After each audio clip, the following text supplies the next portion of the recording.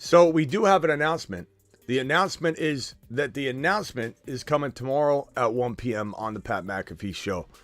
Aaron Rodgers usually goes on McAfee's show and does an Aaron Rodgers, Tuesday. That didn't happen today. So it sounds like it's going to happen tomorrow. And Aaron Rodgers is going on to do what we fully expect. Announce he's going to be a New York Jet and that the wheels are in motion. Or maybe we hear right then and there that a trade's, taking place. But there's so many puzzle pieces here to confidently come to the conclusion that he's a New York Jet in 2023. We're talking about that. We're talking about Lamar Jackson. We're talking about all that more. Taking your phone calls. The Fantasy Football Show begins right now. Live from the FantasyFootballShow.com studios.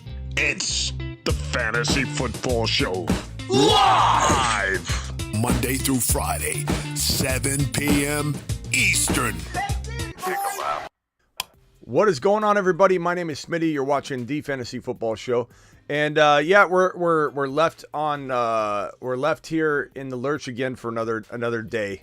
But I know a lot of you are frustrated. I gotta admit, I'm a little bit frustrated that we can't talk about it today, but I'm still excited. This stuff excites me. I have a good time with this. I don't really get all that bothered by players and their antics and what they may or may not do to piss a lot of people off. And I know a lot of people think Aaron Rodgers rubs everybody the wrong way. I still go out and defend him to a degree and say that he's on his own timeline and schedule, and we want him to be on our timeline and schedule. And the Jets and him have clearly had communication. They may know exactly what the schedule looks like, and we all are just assuming that everybody else is left in the lurch. This news right here today more than confirms our suspicions.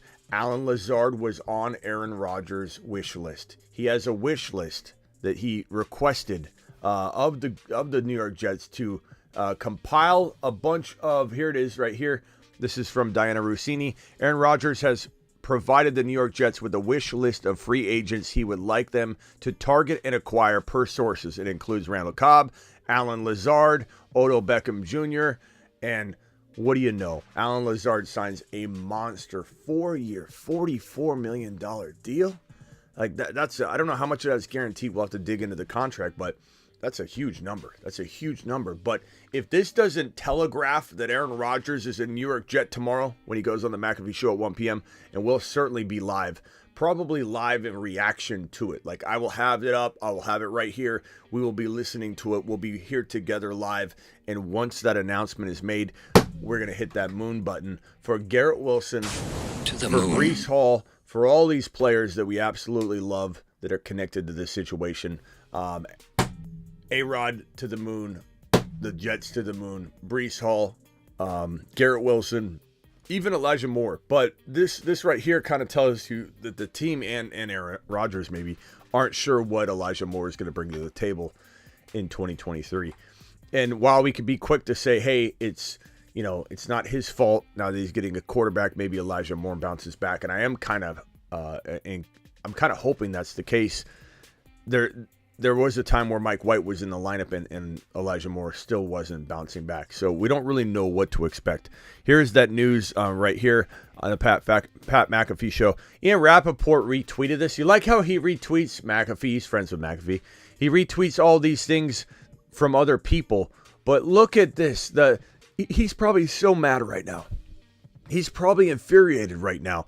Ian Rappaport, I know he loves Pat. He loves these guys. He goes on their show a lot. But, man, this guy's been hoping to break the news all day. He's hoping he could be the guy to break the news. And he's told when the announcement is coming.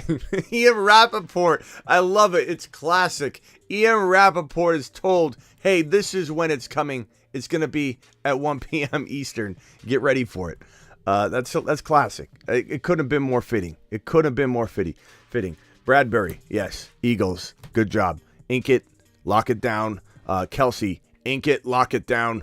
They've lost a handful of guys, but they're also retaining a lot of guys too. And they also have the 30 and the number 10 overall pick. So the Eagles are going to fly like normal in 2023. I love that anybody's painting even a slight negative picture about the Philadelphia Eagles. Are you out of your minds? Anybody thinks the Eagles are falling apart? They're just completely blinded by whatever fandom that consumes them. What's up? Speaking of fandom, what's up there, 49er Media? Appreciate you being in the building. We got Sam in the building. We've got Faithful Lee. I don't know why we don't have anybody in here. There's 28 eyeballs right here. Notifications aren't going out. This drives me nuts. YouTube doesn't send out a notification every time. They throttle them back because they're like, this is odd, going live like 6 times in a day. And, you know, my people want to know, but they throttle the notifications back. They give you like 1 or 2. Jets and Aaron Rodgers have communicated in the past 24 hours. Jets working to finalize a deal with Alan Lazard, a 4-year, $44 million deal. We've got that on screen. I've got all the news going. I got all my alerts. I've got all my text messages. I've got all my chats that give me the closest to the situation type of content I can find.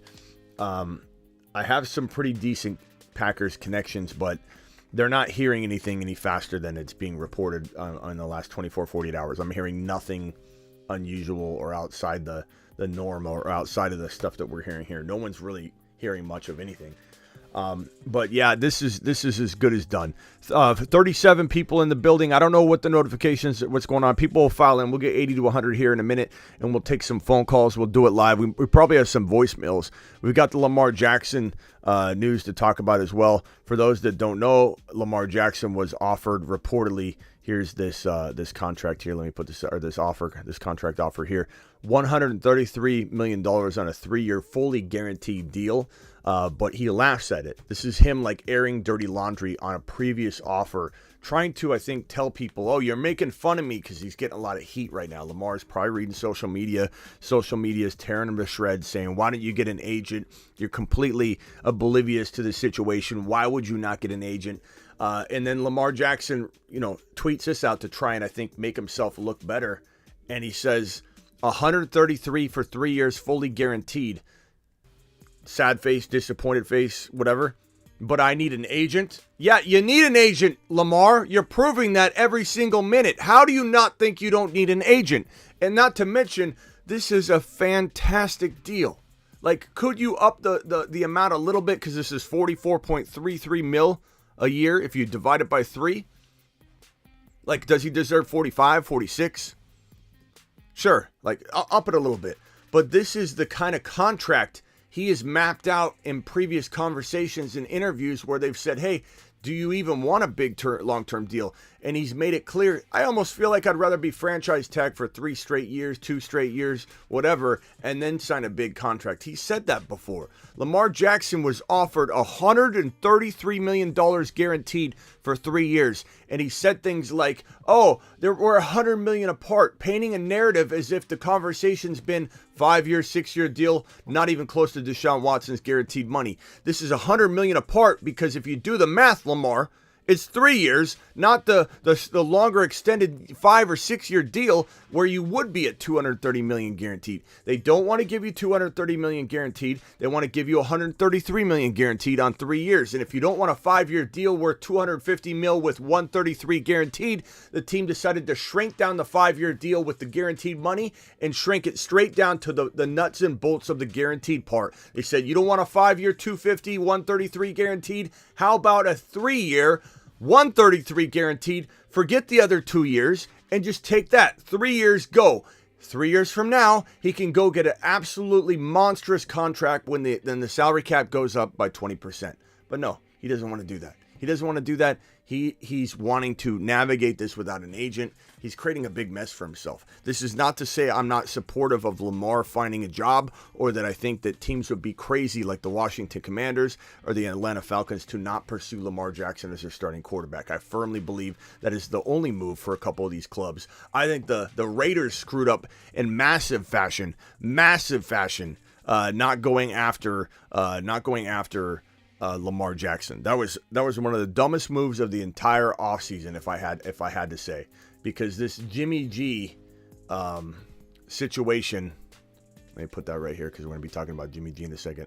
Jimmy G is not the answer. That is the worst move the Raiders have not done or done this offseason would be not going after Lamar Jackson and literally feeling like, oh, well, we're pressured because we don't know if we'll get Lamar or if he'll even want to play for us because we can't talk to an agent through back channels. And if we talk to him directly, we will be caught for tampering. We will be held accountable for tampering. So no one can talk to Lamar. No one can talk to him. An agent would take care of this. An agent would be able to figure this out. It's crazy. It's crazy. It's absolutely crazy. 56 of you in the room. Hit that thumb up button on your way in the door. Clearly no one was notified. People are trickling in slowly on this one. I don't get it. Yeah, we had 80 to 100 in here in the first 2 live streams, and now we're getting throttled back just a little bit because, I don't know, somebody thinks we're going live too much. I don't know. I'm not sure, but hit that thumb up button, and hopefully YouTube lets you know on the next live stream. But we'll be live tomorrow about 12, maybe noon, in preparation for this announcement. We'll get on here about an hour early, maybe 30 minutes early, and we'll sit here and we'll speculate, we'll conversate, we'll take phone calls, we'll talk about everything as we lead into the 1 p.m. announcement tomorrow, where Aaron Rodgers will announce that he's a New York Jet at 1 p.m. Eastern tomorrow on the Pat McAfee Show. We will be live for it. We will be live for it. You can sit right here for that announcement. Faithful Lee first in the building. Sam, appreciate you. Bud Smoker, appreciate you. Let's see who else. 49er Media, Jay Frake, Peanut Butter, and Jelly Time, Matt, and Jimmy. Appreciate you. Big Jim. File on in.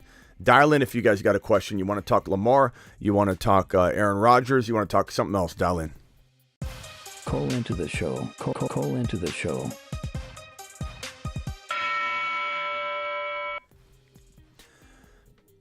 And if you want to talk Jimmy, we'll talk Jimmy. We'll talk Jimmy.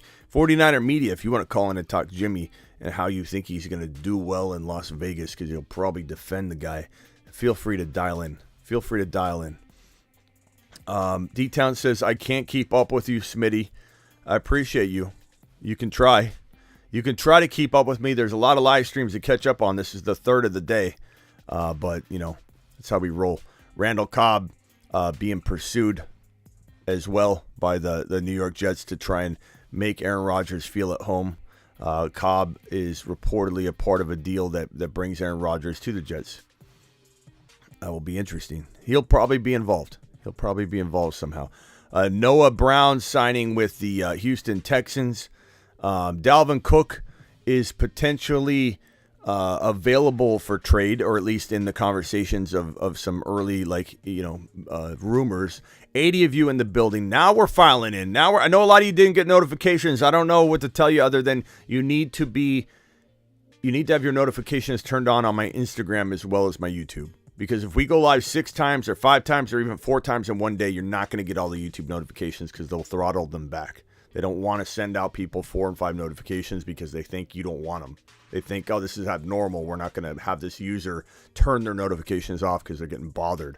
But they don't understand the genre and the way this show is and what you guys are subscribed for. But if you're subscribed on notifications on my Instagram, you go to my Instagram profile. So go to Instagram, thefantasyfootballshow.com. There's a bell icon at the top somewhere. Click that bell and turn all the notifications on.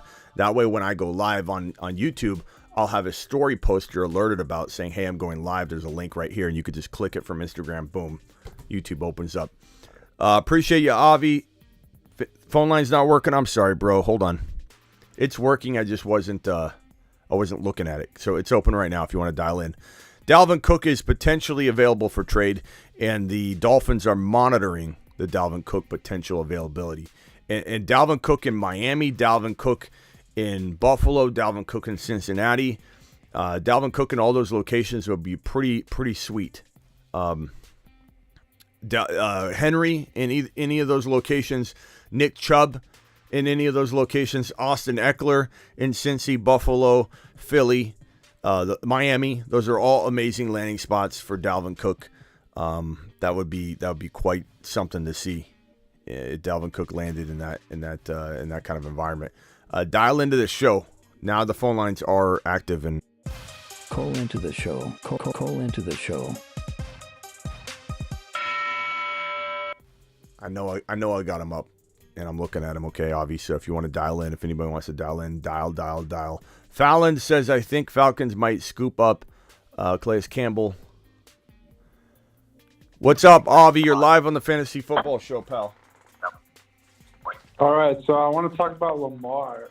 I think he's the last. I mean, it's all about Rodgers right now too, but I think Lamar is going to be the big turning point in fantasy this year, where he goes, because he can make everyone better around him. So I'm interested to see where. Depends where he goes. You know what I mean? Like if he goes, let's say he goes to Tennessee. I think that's an upgrade. Maybe that's an upgrade over Baltimore. Maybe it's not. It just kind of depends what Tennessee does in the draft and free agency. But I think on its face, Tennessee could be worse than Baltimore, especially long term, because Henry's got. If they trade for Lamar, or they sign him to an offer sheet, let's say they sign him to an offer sheet, and the Ravens decline it, and then the Titans send 2 first-rounders to the Baltimore Ravens, and then Lamar Jackson becomes a Tennessee Titan. Then draft capital's sent over. They're not trading Henry anymore if they make that move. But they have like 1 year with Henry before he really, really drops off. And he could drop off halfway through the season. We don't even know. So Tennessee would be an awful place. If he goes to the Falcons, which is more unlikely now that they got Heineke on a pretty hefty 20 mil deal. So it kind of makes it a little bit less likely. Washington with McLaurin and those pretty decent. Yeah, I'd be okay with that. That's better than Baltimore. Baltimore with a Quentin Johnston. Baltimore with a Jackson Smith and Jigba. Baltimore with a Zay Flowers. I'm more inclined to like Baltimore for the now if he gets one of those rookie wide receivers. And that's possible, especially if they trade up a little, if they end up, retaining Lamar through whatever happens with this non-exclusive tag situation. And let's say they draft a receiver with that 22 pick. So Atlanta, he'd be to the moon. Miami, to the moon. Indianapolis, I mean, they're probably drafting a quarterback, but like that would be great. But he's probably not going there. Yeah, I agree. I think the Washington's the best spot, or the Dolphins, but I don't think he's going to the Dolphins. The Titans would be a bad spot because it's the same running system. They're just going to feed Henry, and they don't really have any receivers. So I would hate the Titans. That would be my least. Yeah, the Titans would be bad. They wouldn't be great. Yeah. And the Dolphins, they can't be a possibility until after the draft because they have no first rounders. So they're restricted from negotiating on the offer sheet. They're already angle. getting players. Yeah. So, but we'll find. I think you're right. Like Aaron Rodgers is a big piece of news right here, and once that's announced, Lamar will be another big piece. Like those are equally polarizing moves, I think, but they're going to be the 2 big ones of the offseason. I still think Miami Mike, as I predicted, he'd go after Ramsey or a big defensive piece, and they did. They got Ramsey. They're not done yet either. Mike White wasn't the second big thing that I predicted would happen. I think Miami Mike's still going to go get something or make some big move in the draft or whatever. They could. Tyreek Hill's in his prime, like 2 more years. They know he's their best player. They're going all out right now. Brady's still an option mid-season. I know Brady there would be so sick, honestly, like mid-season. I love that pick. Yeah, that would be so. I think San Francisco and Miami will, but the thing with Mike White though, I love that Mike White's now in Miami, and if Tua does go down, God forbid, and we're not wishing that for Tua, we're not celebrating at the moment he goes down. I kind of want Mike White to have the reins. You know what I mean? I don't know if I want Brady to step on that rein on that parade.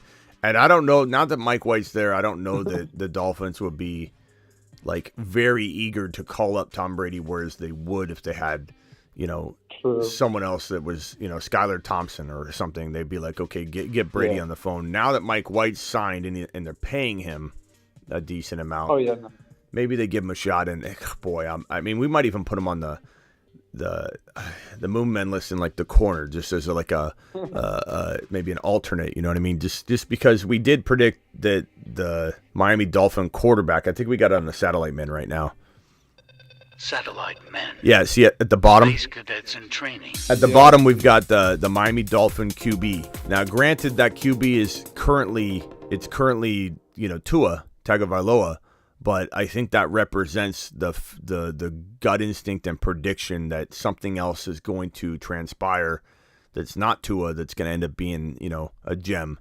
So Mike White's potentially that guy right there. And I, we're not going to put him on the moon man list, I don't think, but I just like acknowledging that Mike White he's in a real good spot. So like if the Niners, let's say Purdy can't stay healthy, Trey Lance can't stay healthy, I think Tom Brady is an option, and that would be scary too if Tom Brady landed there, because I don't know that I trust Shanahan with Purdy and Trey Lance. I just don't feel like, I don't know. They got to improve the offensive line. They haven't done that yet. They still got a lot of time. They could do it through the draft, but I mean, they neglected it last year, and look what happened. Both quarterbacks went down, and people acted like it was, bad luck. Was it? Was it really bad luck, or was it not being prepared? Was it having this strange scheme mixed with that unpreparedness? There's a kind of combination of stuff. Smitty, does Lazard move up in the rankings? Yeah, I mean, sure. I probably should put him higher on my personal rankings, and because he's very low.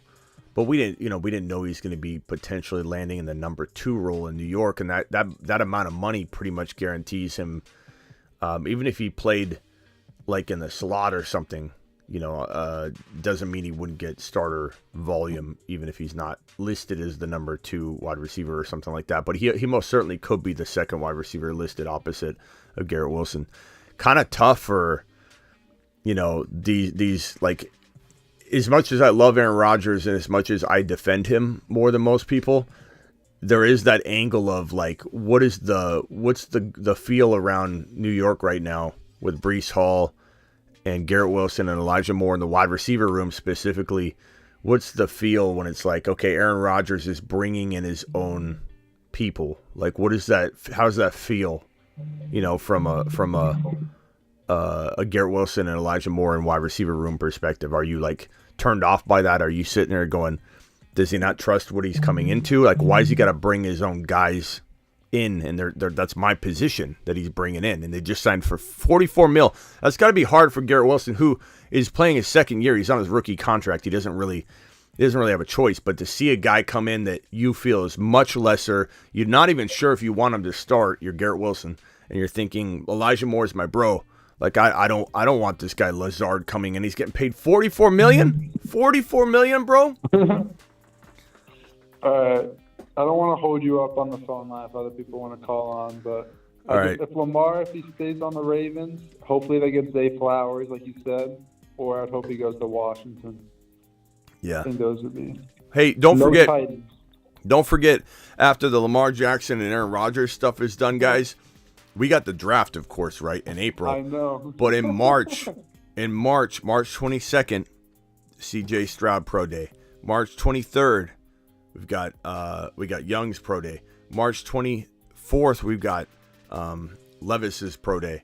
And then the 30th, we have Anthony Richardson's Pro Day. So we got a lot of Pro Days on top of everything else. So I'm pretty excited about everything that's on the docket. This is your time, Smitty, the off season. Last off season was crazy, and looks like it's going to be that way again. Yeah, bro, this is my time to shine. We got 104 people in here. We're averaging well over 80 to 120 people a show now. We're congruent, constantly in the live. Yes. I love all of you. I want you to know that I love that you can come here to talk. You don't have to agree with me. You can call in and disagree with me if you want to. Having differing opinions is good, but I want you to be able to be like, this news just happened. Who's talking about it right now? This is your guy. I'm your guy. Nobody else goes live literally around the clock on call. It's like I feel like we're doing God's work here. No, you just love to open the opinion up for everybody and just talk football. Gotta love it. All right. Appreciate you, Avi. Later. Yep. Dial in. Call into the show. Call into the show. And if you want to argue with me on Jimmy G, feel free. I understand that some of you believe in him. Some of you think he's a culture changer. But you can't really. This is like a burned down house. You're not going to be able to rebuild it. Okay? The Las Vegas Raiders are going to be a very disappointing team in 2023. And the person I feel bad... there's two people I feel really bad for. Number one, Devontae Adams. Number two, Josh Jacobs. Josh Jacobs, who I've had I've had, not so kind things to say about him when he threatened his own fan base, to fight him. And he wanted people to meet him at the stadium. And he was ridiculous one day when he said, F fantasy, put a bird emoji up on his Instagram stories. And the funny thing is when you talk on your stories, 95% or 90% of it minimum, those are your people that follow you. You're not like putting a post out to Twitter world and it's just like out there in the open. Your followers see it, but it can be seen by anybody. On Instagram, your Instagram stories are essentially your own followers see that. And he puts a bird emoji right up and tells everybody to F off. These are his followers. And he says, F your fantasy, blah, blah, blah. People then went at him. They're like, how dare you, blah, blah, blah. We help pay your bill, your salaries. He's getting all pissed off. And I'm sure some people stepped over the line.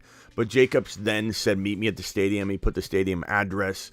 It was crazy. And then he was told to take it down. And it was a real bad look for Jacobs. So I went pretty hardcore after him. And then he blocked me on all social media because he didn't like the videos that I put up saying he should be ashamed of himself. And so I can't even see it on my main accounts. I can't even see Josh Jacobs. He blocked me. But I'm not holding anything against him. I have no bias involved. I can take off that hat and be completely unbiased. And I can tell you, coming from a perspective of somebody that has had some bad words to say about that whole approach he had, I think I feel very bad for Josh Jacobs to get franchise tagged into this situation when now is his moment. As Avi said, this is my time to shine here during free agency. I love it. This guy, Josh Jacobs, was a shining beacon of light for this Las Vegas Raider team, and he had his opportunity to go get the bag. And we're talking like a big 3 or 4 year contract for him, a lot of guaranteed money. I'm sure it would have been in the $30 or $40 million range. I'm sure he would have got about $13, $14 million per year. I'm sure I would say at least like almost 3 of it would have been guaranteed in terms of the amount of money. I'm sure something along those lines. This guy is getting paid a handsome amount of money, 10 mil on a franchise tag.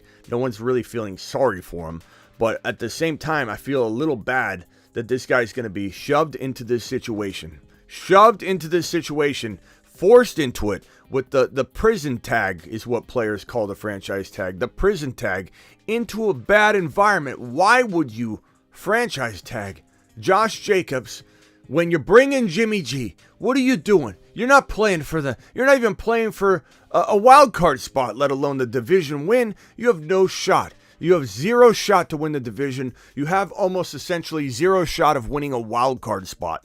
Like near zero. In fact, it's probably the best odds in Vegas at this moment in time that they make the playoffs, let alone. I wonder what their winning a Super Bowl odds are going to be. 10 plus 8 trillion. Like, this is a ridiculous build that they've got going on. Franchise tag Josh Jacobs. You got Devontae Adams on a big fat contract. You bring in Jimmy G. You bring in Jacoby Myers. You send Waller packing. Now there's no solid tight end option. Is Moreau going to be the guy? I don't know. What are you going to do with the 100 overall pick now? You're going to botch that? This is a disaster. This is a straight up disaster. The Las Vegas Raiders are going to crumble and fall apart right before our very eyes. And I just feel so bad for Adams. And if you own Adams and Jacobs in Dynasty, this is bad. You got to send them. You got to send them both packing. You can't hang on to Jacobs and Adams if you can get rid of them. Smitty is blocked by Josh Jacobs. He's laughing. Kevin, what's up, Kevin? My guy, smash that like button, says Mitch. Let's go ahead and do rapid fire. Rapid fire. No paragraphs. We're going to do it live. We're going to do it quick. I won't be able to get to everybody's question, but let's go. It is time for the speed question and answer segment. Fire off your questions, and we're going to make this one a 5-minute question and answer session. Let's go. 5 minutes. The timer starts right now. Fast questions. No paragraphs. If it's more than 1.5 lines, I'm probably skipping it. So let's roll. Okay. First question or comment is just Chargers, Bills are all going to fall apart. Watch. I don't know about the Bills, bro. The Bills aren't falling apart. I highly, highly, highly doubt that. Adams has demanded a trade. He hasn't officially demanded a trade, but Adams is probably not very happy. Adams is not happy at all, and I don't blame him. Eckler, landing spot. I think the Bills or the Bengals or the Eagles would be interesting. Do I think he goes anywhere else? I don't really know that I see a place where he would go. You got to think you're gonna be a contender, right? There are a lot of spots, but I think the Bengals would be very interesting, bro. Very, very interesting. So would the Bills. Eckler, a good fit for the Bears. That's another good location. The Bears, I'd be interested as well in that transpiring. Where do you think Lamar will end up? I kind of have a gut feeling that Washington's in play. Tennessee, unfortunately, will be in play. I feel like Washington's in play. I feel like those are two potential spots. Mixon stock with P. Ryan in Denver. Mixon is likely a cap casualty at some point. There's a lot of talk about releasing him. So I think that's why the Bengals are interested potentially in acquiring a Dalvin Cook, acquiring a Derrick Henry, acquiring a player like that, or redrafting a Sean Tucker. Sean Tucker I can see in a Bengals uniform. I don't know why. I'm kind of predicting him to potentially land there. Atlanta or Washington. Atlanta signing Heineke to a pretty substantial backup running back contract makes me feel like they're a little bit farther away from maybe going after Lamar now, but you never know. Having backup quarterbacks is not a bad thing. Is Aaron Jones a top 10 running back next year without A-Rod? I think Jordan Love will do pretty well with him, but I think Aaron Jones is going to step in his own way. And he kind of he had a good year, relatively good year. Like, I didn't even remember how good of a year he had until we looked at the stats. I'm like, wow, he did actually have a good year, Aaron Jones. I would say if he still got it, if the legs still have enough, if he doesn't have too much wear and tear, I don't think Aaron Rodgers' departure will actually hamper him as much as we initially thought. I think Jordan Love will be competent enough and will try and lean on him as a safety blanket. But I fear that potentially Father Time's catching up, but I think he's got a shot at top 10 running back numbers. He's pretty attractive late running back grab as you're like running back 2 if you're building early at wide receiver and tight end and quarterback, and you kind of circle around for your running back 2 very late. He's a very good pick. Does Darnold change things in San Francisco? Does Darnold change anything? Darnold is garbage, bro. Darnold is garbage. He's a good backup of backups. Like third string, he's a good backup of backups, sure. And like a game, like one game situation where like your quarterback goes down with a concussion and he's going to be out for maybe one more game, so a game and a half, and you got to plug in Darnold for half of the game that the quarterback went down, and start Darnold for one more game while your quarterback recovers from the concussion protocol. Like, that's what Darnold's good for. Darnold's not winning you multiple games in a row, and he's trying to keep you afloat. AJ Dillon season. Maybe. I think he's gonna have like a Tony. I don't want to see Tony Pollard season because Tony Pollard season was amazing. But in that, you'll see like versions of him and get big doses of him. And then the situation like Zeke Elliott kind of crowded the running back room and clogged it up so much that you ended up having a lot less Pollard than you wanted. So I think Dillon will show us like nice flashes, and then he'll kind of vanish because of Aaron Jones's usage. But they might get in each other's ways, which is why I'm kind of like not super enamored by the idea of accumulating Green Bay Packer running backs right now, unless they're very late in the draft. And Dillon sometimes goes very, very late, so it just depends. On Underdog Fantasy, and we're going to draft tonight around midnight, promo code Smitty. I'm going to drop the link in the live chat. We're going to be going live. Let's reset the timer and do another 5 minutes of speed round. But I'm going to drop the link real quick. Underdog Fantasy, promo code Smitty. Get that, click that link. It's in the description as well. We'll be going live tonight, doing some drafts. And if you don't sign up now by clicking that link, you're going to miss out. So Daniel Jones, let's go another 5 minutes. Daniel Jones, top 12 with Waller. I think he's borderline like 12 to 15.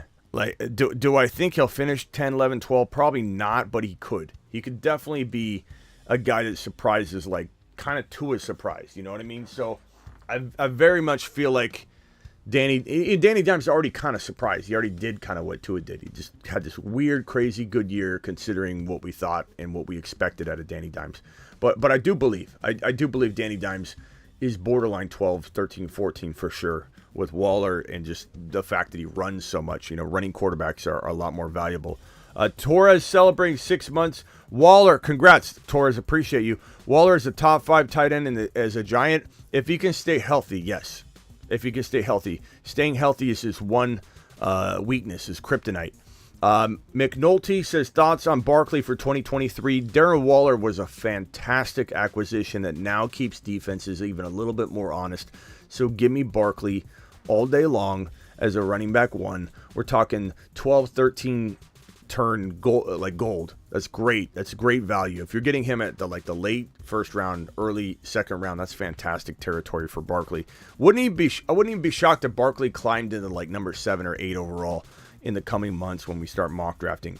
Breece Hall numbers, if he stays healthy, 1,300 yards, 1,400 yards rushing, maybe 12 or 13 his first year back, 10 touchdowns on the ground, hopefully 300 or so, 350 receiving yards, maybe another touchdown or two, maybe 30, 40 receptions. Hopefully we get, a big season out of him his first season back, and then he takes the next year by storm as well. Thoughts on Jimmy Ward to the Texans? I think it's fitting. We've been seeing a lot of the former Niner coaches. It's a lot. We've seen Mike McDaniel take a lot of Niner players. And Jimmy Ward, that's a huge loss for the Niners. So that's a devastating blow. But the Niners have more than made up for it on defense. But the Niners do need to address offensive line because they have not made up for it. Lost to McGlinchey and all that stuff. So they need to start getting on top of that. And twice on Sunday, says Cameron. I don't know what that was referring to, but I appreciate you. Thoughts on Mike McGlinchey to the Broncos? Fantastic move. Fantastic move. No offense. No offense to Breece. Love him, but can't trust him early on in the year coming off the ACL. We need a legit backup. Corey, I think you're going to feel a lot better as Breece Hall shows that he's one of the outliers to the recovery process. He's so young. His style of play, he runs very much over his knees. Not a guy likely to tear his ACL, to be honest with you, with his running style. He just got hit, and it was a bad situation. You can't ever prevent an ACL tear when you get hit a certain way. But I think he's very much the type of player, and the youthfulness of him, his work ethic, I just see him at his age. We've very rarely seen a player in their rookie season tear their ACL when they were about to become a top 1 to 5 running back, or they were actually already transitioned into a 1 to 5 running back talent-wise. So this will be the youngest recovery that we've seen in a long time from somebody that had that positioning, 1 to 5 running back value. Not a prospect. Dalvin Cook tore his ACL really, really early as well. That was probably the most similar comparison. He did have a bad first year back because he struggled with hamstring injuries, but he's a more injury-prone player. But yeah, compensation injuries oftentimes can follow that first year back. So if Breece Hall had a hamstring injury at some point during the year and he missed a game or two, wouldn't shock me. Unfortunately, those compensation injuries happen a lot. Breece better talent than Adrian Peterson. I don't know if I'd go that far. I think Adrian Peterson is probably one of the best running backs talent-wise we've ever seen play the game. So I would never compare anybody to Adrian Peterson. That isn't to say Breece Hall couldn't have an amazing career that maybe wasn't as long as AP's, because running backs don't last as long, but just as a different career that you almost can't compare the two and what they do. But I wouldn't go as far as to say anybody's ever beating Adrian Peterson and what he did and what he's accomplished. But I love Breece Hall as a top 1 to 4 running back in 2023, and he's a top 1 or 2 running back in Dynasty fantasy football. A-Rod got his boys signed. Time to retire. That would be pretty funny. JCIM, if he wanted to get Lazard a job, he wanted to get Randall Cobb a job, and then he just retires. He's like, I did my good deed. You guys enjoy your bank. Zero chance he retires, says Rob. I agree. It's all, he's just joking, but it's all mapped out, bro. It's all ready to go. We put the puzzle pieces together. Trey Wingo nailed it from the start, and Ian Rappaport was really, really upset about it. Now Ian Rappaport has McAfee stepping on his turf, and now he is set to announce this announcement, or having the platform to have it announced. We'll be here live tomorrow, about an hour or so before the 1 p.m. Aaron Rodgers announcement, and we'll be covering it live. So you want to make sure you're here. Would I trade Devontae Smith for Eckler in Dynasty? I'd probably, God, that's a tough one because, Devontae Smith is just getting started and Eckler's on his decline year potentially. But, I feel like you could get more. I almost would be tempted to get Eckler, play him for 4 weeks, and then trade him, after 4 weeks. Or I'd be tempted to acquire him and trade him in the offseason. But I mean, Devontae Smith's a monster. I love him in PPR. I love him in Dynasty. And A.J. Brown's got a lot of knee issues, so the safest play is probably Devontae Smith. But that might be hard for redraft people to hear. If you don't understand Dynasty, it's going to sound crazy. Wait. Did he just say Devontae Smith versus Eckler? It's a very, very different thing when you're talking about Dynasty. Raiders, plus 40,000 to win the Super Bowl. Or plus 4,000. Is it plus 4,000 or plus 40? It feels like it should be 40,000. My guy. 4,000? It's got to be more than that. It's got to be more than 4,000. That's crazy. It should be 40,000. Yeah, Ben just said it. It should be 40,000. I don't understand that's 4,000. I wish you could bet against it. You know, have to bet like 10 grand to make $1. You know, I wish I could do that. Or in this case, 4,000. I'd bet $4,000 to make $1 on that. I think I would. I put down 4,000. I'd triple, quadruple that just to make lunch. Like to win the Super Bowl? Yeah, beat Raiders turf war. The Las Vegas Raiders are going to the dumpster fire in 2023. Waller and Carr gone. Look, Waller and Carr escaped this disaster that's unraveling before our very eyes. Appreciate you all. We haven't done fantasy football court in a while. It's time for fantasy football. Court!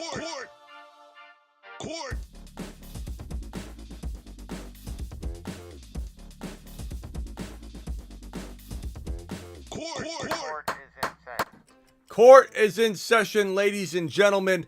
Hit your boy Smitty with the topic. I am here to rule over said conversation, problem, potential league situation, if you've got one. Those work really well for fantasy football court. If you would like your question answered, please address your honor appropriately, and please have that in your question so I know you're asking said question of your honor, and I will 100% do my best to get to all the questions I see. Court is in session. Let's go. Let's say 4K or 40K still free money, says Sam. Agreed. So if anybody would like their question answered, let's go. Mixon and Kamara's worst nightmare. Fantasy football court. That's correct. Worst nightmare. Topic at hand. Derrick Henry landing spot. I think Buffalo. If he's going to go anywhere, I think Buffalo. The phone lines are also open if anybody would like to call in their fantasy football court order. I'm going to say Buffalo. The cards are 20,000. So how are the Raiders? The Raiders have to be 40,000. Someone said 4,000, but they have to be 40,000. If the Cardinals are 20,000, how are the Raiders not? The Raiders, yeah, I guess because of Kyler. That's crazy though. Smitty, do you think Jonnu Smith do you think about Jonnu Smith doing Falcons? What is this saying? Let's have this read for us. This is too much work for your boy Smitty. I'm an honor. I'm your honor. I don't read. AC Smitty, what do you think about Jonnu Smith doing Falcons? Will it hurt Pitts? Doing Falcons? What are we talking about? This is a family show, AC. What are we saying here? Do I think he hurts Kyle Pitts' value? No, Jonnu Smith can't stay healthy for the life of him, bro. Lazard's value. Wide receiver 4-5 material in fantasy until he proves otherwise. But upside. Smitty, your honor. This is the kind of respect that I was expecting here in the court of Smitty. Smitty, your honor. Help settle this debate. Eagles or Niners winning the NFC? If the Niners had gone after Lamar, if the Niners get Tom Brady to pick up the phone in October, you know, when injuries strike or whatever, I think the Niners would be hard to beat. And that defense is super good. It's going to be just as good, if not better, or at least as good as last year. It really is going to be phenomenal. Problem is, you've got a lot of turmoil and change constantly at the quarterback position. And the Eagles have Jalen Hurts. The Eagles are, yes, they've lost some people, but they've also retained some key pieces, and they have the 30 pick and the 10 pick overall and the rest of the draft and the rest of free agency to make power moves. So I'm going to say the Eagles are going back to the Super Bowl in 2023. But it's going to be close, and that might be the NFC Championship game. To make sure I'm making it abundantly clear when people think, oh, he's a hater. I'm not. I'm basically saying the Niners have a strong shot. They have a strong shot at being the NFC in the NFC Championship game. However, I may change my mind, and I might select a crazy twist to it. I think I already have on a couple of occasions. In fact, if I'm looking at the let's see here. So we got the Eagles, the Chicago Bears winning the division. Eagles winning the division, the Chicago Bears winning the North, the Saints winning the South, the Niners winning the West. You got Seattle, you got the Lions, the Packers, the Vikings all vying for wild card spots, the Cowboys, the Giants. I'm going to say the Eagles face off against the Niners or the Bears. I truly think the Bears are going to take the NFL by storm in 2023. And before you laugh at your honor, remember you're in a court of law right here, a court of fantasy football law, and you shouldn't be laughing at the judge. It's not appropriate, number one. Number two, your honor got laughed at when he said the same thing about the Bengals 2 years ago. He said the same thing about the Bengals, and everybody laughed your honor out of their chat, their conversation, their comment section. I got a lot of heat for that one. And let's just say that this Chicago Bear one's looking better by the day. 3 days ago, it was laughed at hardcore. 2 days ago, not as much. Today, barely laughed at all. Depends on McLaurin's QB. I don't know what the context is here, Rob. I don't understand. Your Honor, do you think Bijan Robinson? Nick, I love you, pal, but I don't know what this means. Your Honor, do you think Bijan Robinson? What am I reading here? Nick? When you prepare something for the court, you must make sure you use proper grammar, you have it typed out properly, you use appropriate punctuation. What am I supposed to do with this, Nick? Ron Navy, shh, in the court. A little loud in the back. Where's Ada at? I don't know. Do I look like Ada's keeper? I'm running a court here. He said McLaurin or DJ Moore. Are you his representation, Rob? Are you speaking for him? If so, then I will address you. I believe that DJ Moore, I kind of like what I saw earlier. Depends on his quarterback. Not to steal his affidavit, but I think it does depend. If McLaurin had Lamar, let's go McLaurin. If McLaurin's dealing with the current quarterback setup, Sam Howell, who I like, but we don't really know if the team believes in him. We don't know what he's going to essentially do. I'm going to go with DJ Moore. For now, but that's very subject to change. We might have an appeal. On this later. You can bring it up to the appeals fantasy court, and we can change it to McLaurin if something happens with Lamar and there's new evidence that gets submitted. Angus, completely different. I don't know what that's about. I think Bijan Robinson. I don't know what that's about. Your Honor. I'm only going to read questions to say Your Honor because you guys are chatting in between, and that's great. I love that you communicate, but I obviously am picking the wrong questions here. But Your Honor, the champions of the offseason rarely pan out to be that team. The Bears still have a lot to prove. I don't know that Shauna would necessarily take this as a be-all, end-all to predicting whether a team's going to do good, using history of the likelihood of who decides who had a good offseason. Keep in mind that no one loved the Jets draft an offseason for some reason. People still clowned on the Jets, and the Jets are turning things around. It does take a year or two to develop. The Bears could take another year, but I don't think so, bro. I think they're bringing in the right talent. Poles is not done. I think Poles is doing a fantastic job. Ryan Poles is an amazing GM.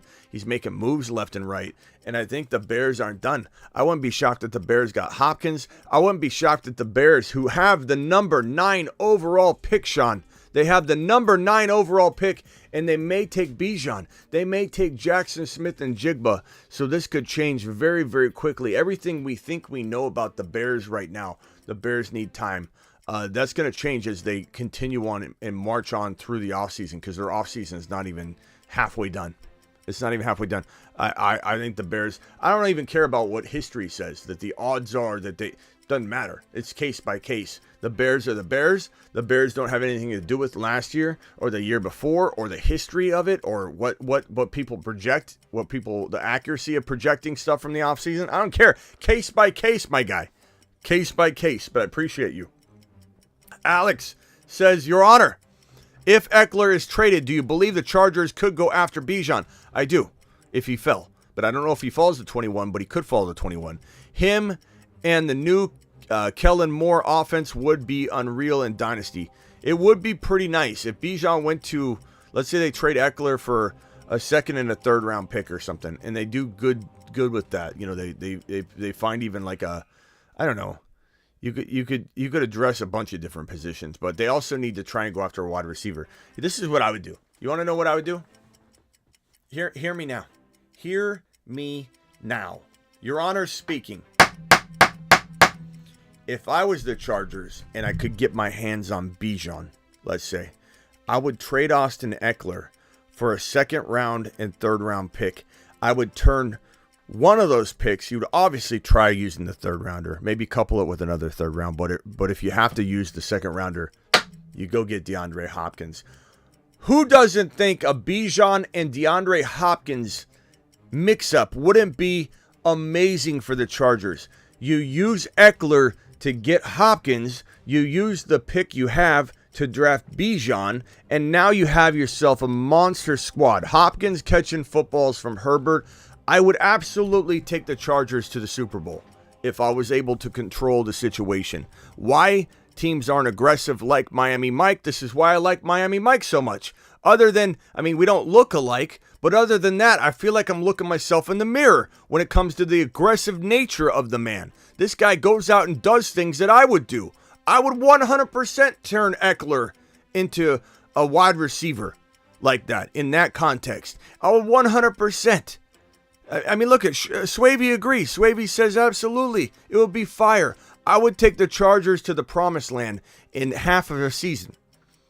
I would get it underway. Maybe we'd have enough time after we got it all together, firing on all cylinders, to make a little wild card run, because it's going to be hard to win that division with KC there. But you make a wild card run. You grab a wild card spot. You got Bijan firing on all cylinders. You got Hopkins hopefully healthy, and you turned Eckler into Hopkins and Moore. That's what I would do if you had a chance to get Bijan Robinson. Eckler's on his decline. Hopkins is also on his decline. Why not swap out the position and go into 2023 with one of the most scary offenses you could dream up? Your Honor, Zachariah Charbonnet to the moon. Get Charbonnet. Pop open a nice bottle of Charbonnet. Attaboy. All right. Court is out of session. Dismissed. What are we at? We're at the 5 p.m. show. We'll probably just go into the 5 p.m. show at this point. We'll probably just, I don't know if we'll dip in like a half hour into that show and then maybe call it sooner. I don't know. We'll just see. We'll go with the flow. Phone lines are open. Let's do phone lines. Call into the show. Call into the show. We can also play the Boomer Bust game. So if you guys want to play this game, toss out a player, Boomer Bust, controversial player, not somebody like Joe Burrow or whatever. Toss out a controversial name, and your boy Smitty will discuss Boomer Bust, and I'll force myself to go in one direction or the other. I will not try and cut corners. Very often there might be a situation where I say I can't answer this question, but I'll do my very best to force the issue. So let's go. Cooper Kupp. Or no, what was it? Amari Cooper, I think I saw. Amari Cooper. If I had to predict boom or bust for Amari, Will he be bust or fire? I'd probably say he had a good year last year, to be honest. But if I had to pick one direction, Smitty says bust. I just don't know that I trust the situation. I don't know that I trust Cleveland. I don't know that I trust Deshaun Watson. So if I had to pick one side, I'd have to go in that direction. This is a good one here. This is B-Rob. B-Rob. I wish I could say... Will he be bust or fire? Smitty says bust. I love the way he runs. Aggressive. Feels like they want to believe in him and trust in him and give him the job. But I just don't get the vibe that A, it's gonna be a one-man show there. B, I just don't have a good feeling about it. There's not much more I can say than that. But I do think he's got potential, and I do love the way he runs the ball. Derek Carr. Will he be bust or fire? I'm going to say more along the lines of fire. I'm going to say more along the lines of fire. I don't necessarily think he'll be a top 5 quarterback, but I think this is kind of like the Tua situation or the Danny Dimes situation. A lot of people are going to undervalue Carr. He's not going to be anybody's starting quarterback. He'll be a super flex monster as a second quarterback. He'll be a best ball, amazing QB2 for people in best ball. And I think if your quarterback went down and you had Derek Carr in your roster, you're going to be fine. He's going to produce like 8 to 12 quarterback numbers. And given the expectation level, no problem, Nick. You never have to apologize on the show, bro. I'd probably say, I'd say Carr's more fire than bust. DeAndre Swift, oh boy. Will he be bust or fire? If I've got to pick a direction, how are we going to count on him? Smitty says bust. How are we going to count on a guy that they continuously talk down about? They continuously tell us they're going to limit his... Like, you'd think if let's say we came out of last year where he completely busted on us, and he did. He completely busted. Let's say we came out of 2022, and we started hearing things like from this Lions staff, I absolutely can't wait for you all to see a healthy Swift, and we're going to feed him like a monster. This guy's going to get Zeke Elliott, from the olden days type meals. If I heard that, I would hit this button. I would. But because they're already... Smitty says bust. Talking about limiting him. Like they've literally said in this offseason. Yeah, paraphrasing here. We're going to go ahead and limit him in 2023.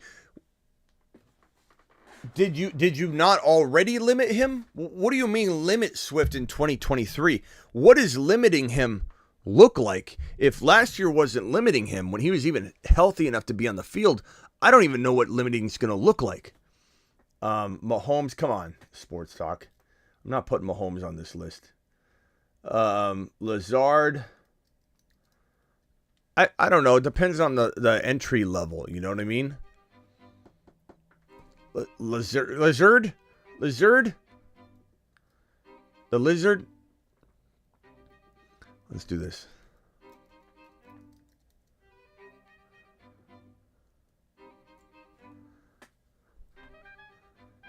Do I like Alan Lazard, the lizard man?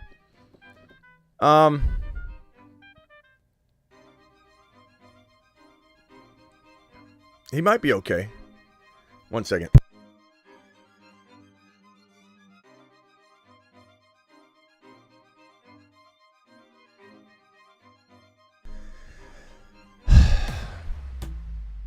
Smitty says bust. I don't know. I mean, like, what are we expecting? If we're saying he's going to be a wide receiver 3-4, then Smitty says fire. I don't know that we're going to attach fire to his name. You know what I mean? Like he could be decent. He could definitely be decent. We know the rapport's there. That's the only thing. I don't know that I want to put this might be one of those ones where I don't feel comfortable putting a bust next to him. Smitty says bust. But I certainly don't know that I could. I think he's one of those guys. He's one of the very few that I'd be like, I don't think it fits. Neither label fits. A. Jones. At his late cost of entry. Will he be bust or fire? Smitty says fire. More likely to be fire than bust at his cost of entry. If I had to guess. Dameon Pierce is a good one.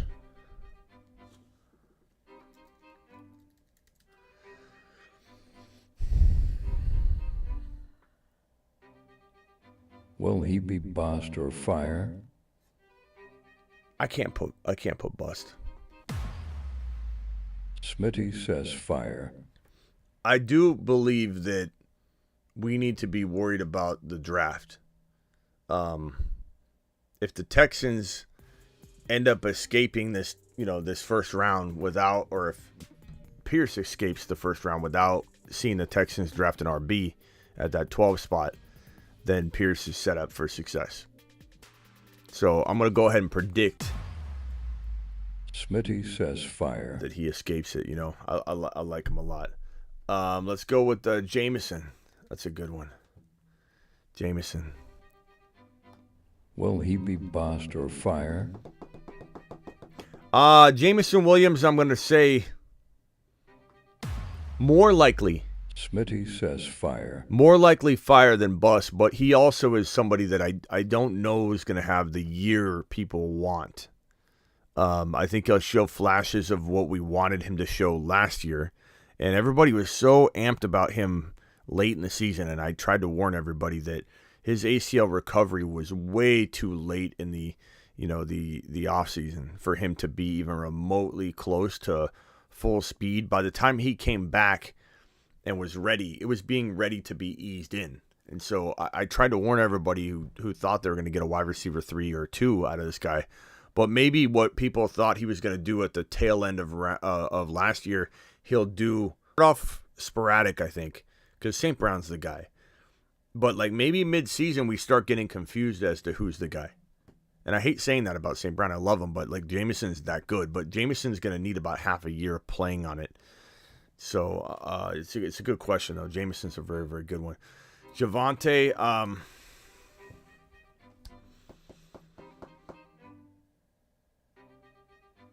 not going to push the button on this one. I in good conscience, I can't put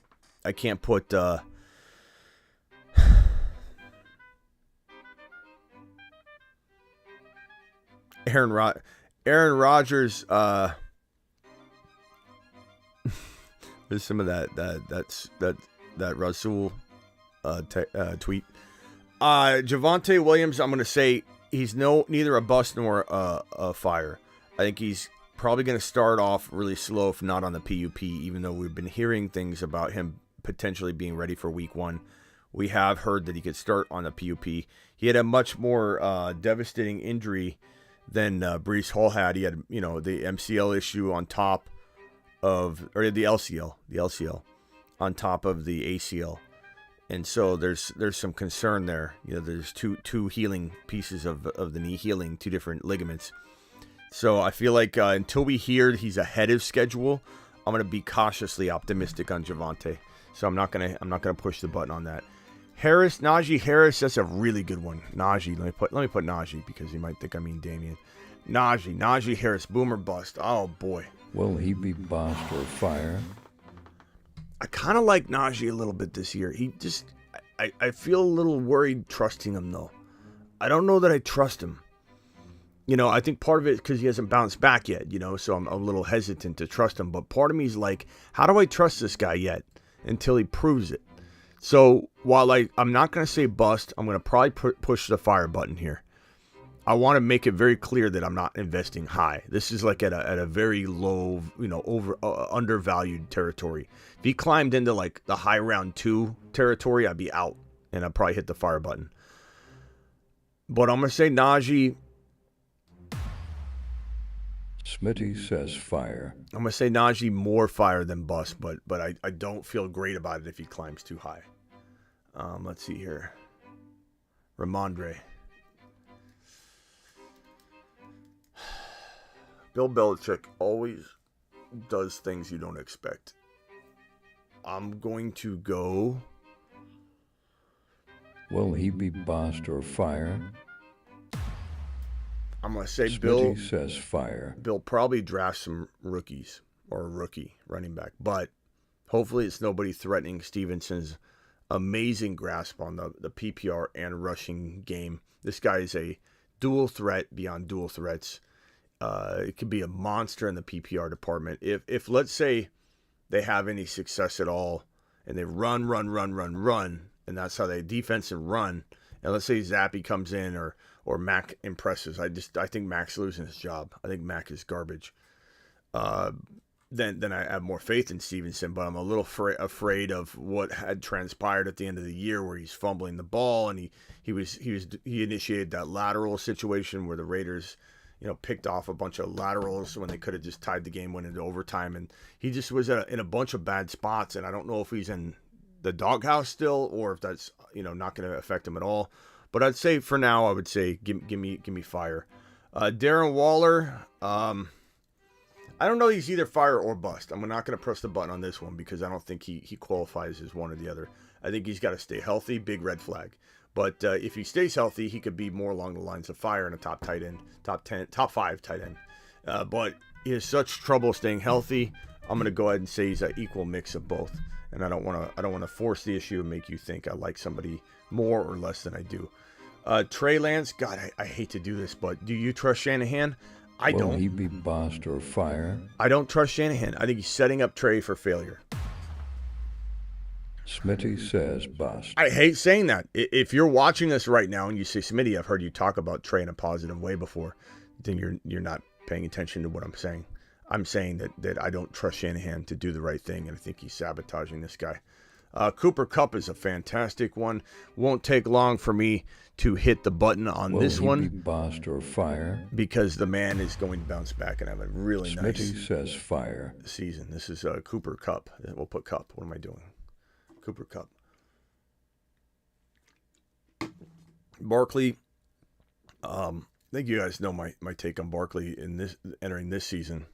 Barkley's a total smash. Smitty says fire. With Waller in town, defense is kept just a little bit more honest. I like it a lot. All right, let's hit the phone line. Call into the show. Call into the show.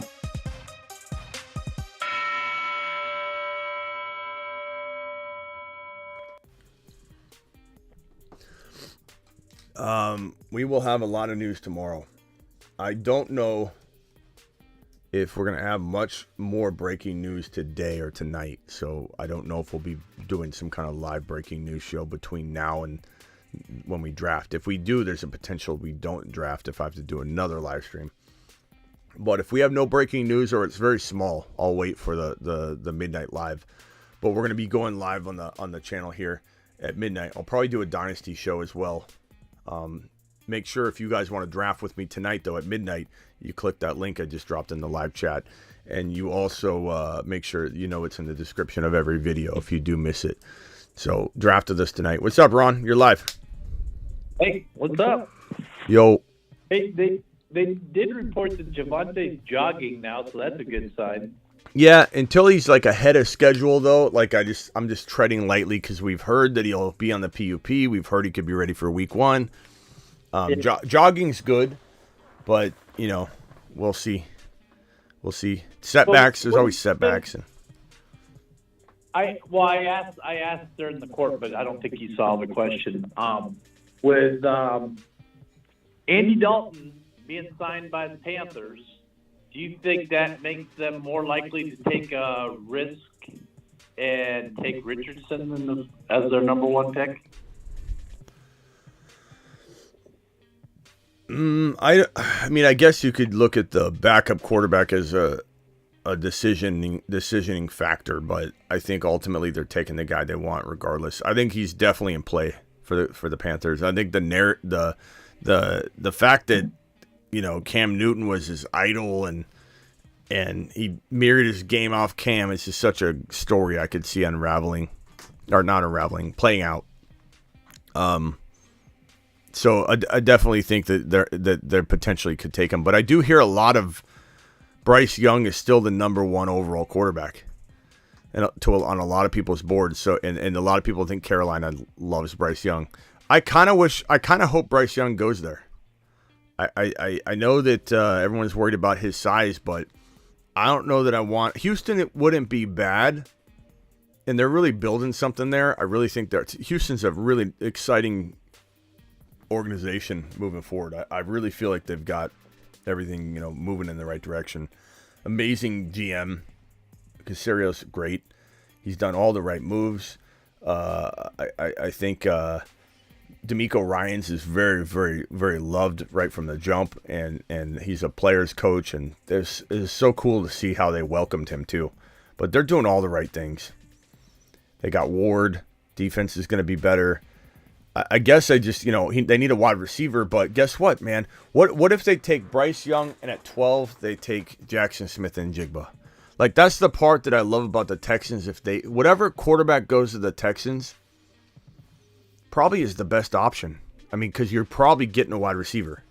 I imagine the Texans are getting a wide receiver with this quarterback. That's what I would do. Well, they just signed two veterans, so older guys, so they need something new there. You know what I would do, though, to be honest with you? If I was the Texans and I took Bryce Young, I would take Jackson Smith and Jigba because he's a precise route runner. He would be a phenomenal choice for Bryce Young.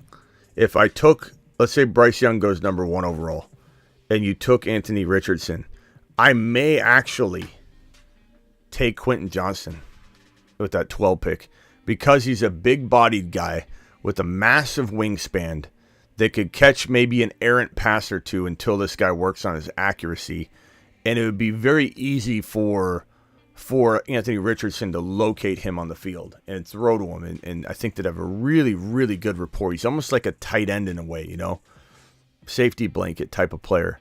So I think Richardson paired with Quentin Johnston would be amazing. I think Jackson Smith and Jigba paired with either Stroud or Bryce Young would be amazing. Like that would be crazy, especially pairing, Yeah, that would be crazy. But I do believe Houston is in the best spot. Like, the Houston Texans look bad right now. Who's their quarterback? Ron, they've got nobody. Who's their wide receivers? I don't know. I mean, they're not exciting. They're not exciting. You can say Noah Brown. I don't care about that. Who are their receivers? No one electric. No one long term, So they seem like a bad spot right now, but people don't forward think. If you've got Bryce Young and Jackson Smith and Jigba, and you got Dameon Pierce, all of a sudden, 1 year from today, this is a competitive team. Like they could destroy it though. What if they take a defensive player at 12, they draft Bryce Young, they don't support him? Something just tells me that there are so many, you only got a few offensive guards that they're going to go early, and you got a bunch of defensive pieces out there. I just don't see the receivers going that high in this draft. I know what you're saying, but I don't see a receiver going until maybe later on in the first round. Like where? Well, I mean, maybe after the 20th, around 20 or after. I don't know. That's really late. That's really late. Yeah, but who you gonna take? You got 4 to 5 quarterbacks coming off in probably the top 10 picks, right? So that's already 5 picks gone. You got 2 elite offensive guards, and you got the elite CBs and the defensive players. So, and a lot of these teams need defense. So, where are they going to fit a receiver in anywhere in there? Well, you know, I don't. I yeah. could be totally wrong. I mean, the Bears could take Jackson Smith and Jigba. Fields wants that. The Houston Texans could take a wide receiver, so there's 2 spots right there. A lot of people say Pittsburgh might look that direction. I don't know that they will, but Seattle at 20 wouldn't let Quentin Johnston they probably want Zay Flowers or Jackson Smith and Jigba over Quentin Johnston, given they have DK already, but I don't think they'd necessarily shy away from it. I think there's 3 right there that are for sure looking at it. But and I know this is a weaker wide receiver class than last year, I get it, but we had a wide receiver go at what was it? Pick 18. Let's see here. We had a wide receiver go at. Let's see. Let me look at last year's draft. So we had a wide receiver go at number 8 in Drake London. We had a wide receiver go at number 10, Garrett Wilson. Number 11, Chris Olave. Number 12 was Jamison Williams. Jahan Dotson was number 16. Traylon Burks was number 18. I mean, that's a boatload of wide receivers right there before you even got to till you got to 18. That's 1, 2, 3, 4, 5, 6 wide receivers before the 18th overall pick. And again, I acknowledge it's a much weaker class, but a lot of us didn't even know that, though. We liked the class, but the class developed differently than a lot of people projected. It was a good class, but it wasn't thought to be the class that was going to replace everybody in the top 10. Like it evolved very nicely. So I think it's easy to say now that it's not the same class, but no one really knew that. So I would venture to say that we'd be hard pressed to see anything less than 2 wide receivers in the top 20, in my opinion. Yeah, well, we also know, though, I mean, with the running back, I mean, are you going to push Gibbs back to the second round? Because that looks like, the more receivers you take, the more he goes up. But, I mean, we go in cycles, and last year was the wide receivers, but, the draft seems to go in cycles where, it comes around where it's more of offensive line, defensive draft than it is, except for the quarterbacks this year, than it is the receivers, I think. I don't know. I mean, yeah, in D-Town, next year Marvin Harrison Jr. might go in the top 5. That's gonna be crazy. He could arguably be the best receiver in the National Football League, and after his rookie year or even during his rookie year. Let me see here real quickly. Yeah, history shows wide receivers at least by like 20. There's usually 1 or 2 off the board.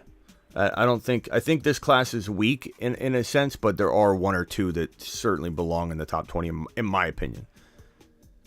I think Najibba will be the first one off. I don't have a doubt there. I just don't know if it's going to be early on. I think it's going to be later. And then I think, Flowers has a chance to be in the first round also. We'll see. I mean, you never know. You never know. I mean, Malik Willis was supposed to be a top 10 quarterback, and he fell and fell and fell. Like, things change, but I think we'll definitely have. Houston may neglect wide receiver at that 12 pick, but I think it'd be a big mistake.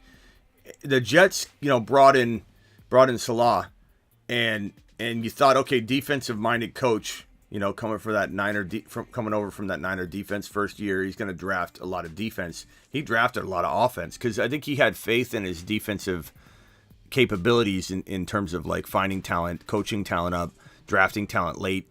And I kind of feel like D'Amico Ryans might take that same approach. It's like he's going to use his strength to bolster in different ways, and he may use this 2nd and 12 overall pick to get the offense in order, to hand his offensive, coordinator the right pieces, and then he knows his defense will be on point. And they brought in Ward. I think defense is so good to beef up in the free agency period too. But I think the Texans. I love the Texans. I love the Texans 3 years from now. 3 years from now, they're going to be a very competitive team. Chargers can get for Eckler. For them. You what?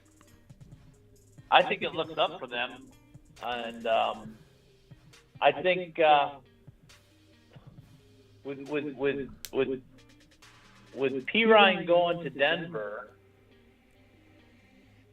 I don't think Cincy keeps Mixon. Do you? No, I mean it's possible, but he could very much be a cap casualty. I know a lot of people have been messaging me, "Hey Smitty, I know you thought Mixon could get cut, but now that Mixon's the lone back there, doesn't mean they're going to keep him. He's still a potential cap casualty." There's a lot of cuts that happen before June 1. You know, there's a lot of April cuts that will happen, so we'll see.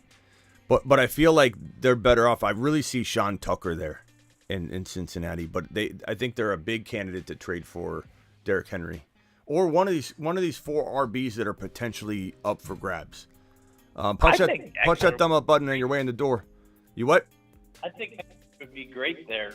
And I think that losing their 2 big safeties on their defense, I think they're going to be looking more of on the defense. They got to shore up that defense again.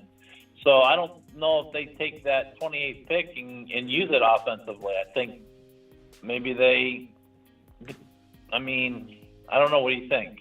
Yeah, I mean, they could definitely go defense with that pick, but or offensive line or whatever to protect Joe Burrow a little better.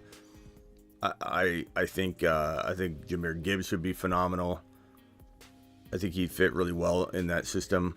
But I think the fact that you can trade, here's my point, is if you're a team like the Bengals or the Eagles or the Bills, so Bengals, Eagles, Bills, you're the 3 teams that are trying to, trying your best to knock off this KC Chief, monster of a squad. Like, if you're Cincy and you could use this 28 pick on a defensive piece or an offensive lineman, and you can trade for Derrick Henry for a 2nd round pick, or Cook for a 2nd round pick, or Eckler for a 2nd round pick, and so on.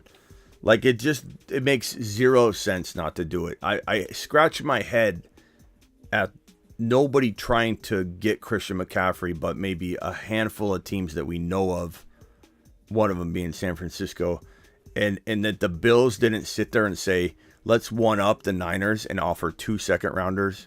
Like, why wouldn't you do that? Why wouldn't the Bills have wanted Christian McCaffrey?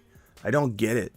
These teams value 2nd rounders way too much, and teams undervalue RBs way. I don't care if you told me Henry would play 4 weeks, then have like 4 weeks off because he's battling with an injury, but comes back and plays in the playoffs or whatever. It'd be worth a 2nd round pick easily. I don't care if Dalvin Cook has an 80% chance of staying healthy and a whopping 20% chance of getting hurt. I would take that gamble in a heartbeat on Dalvin Cook if I'm the Buffalo Bills. Like, I just don't even understand it. Not to mention that if you trade for Henry or Dalvin Cook or whoever and you're the Buffalo Bills, you do run a little bit different of an offense. They probably won't be the same back. And from a fantasy perspective, it could be confusing. It could be like a slow-moving process even. But you keep Henry healthy potentially, and he could do a lot of damage when he's called upon, but maybe he doesn't have the big yards and stats that you'd want him to have. But like, Henry would be a fantastic addition to that team. I just don't even get it, bro. Like, it's such a no-brainer. Then even drafting, like, as much as I love Bijan, but like, if you're the Bears, you draft Jackson Smith and Jigba, and you give up a 2nd round pick for Austin Eckler. Championship. You heard me right. Yeah. Cincinnati's aren't they got the most cap room of most any teams right now? They could take on Eckler really easy. Yeah, Niners have a lot. The Bengals, I think, could do that. But you know what I mean? Like, if you draft Jackson Smith and Jigba and a 2nd round pick for Eckler, and you keep doing what you're doing with this free agency, these free agency home runs, the Bears would be a Super Bowl contending team this year if they got Austin Eckler for a 2nd round pick. Who's smart enough to do that? I don't know. Heating Up Podcast says odds New York will go all in after Denver wide receivers. What odds? New York Giants go all in after Denver wide receivers Devontae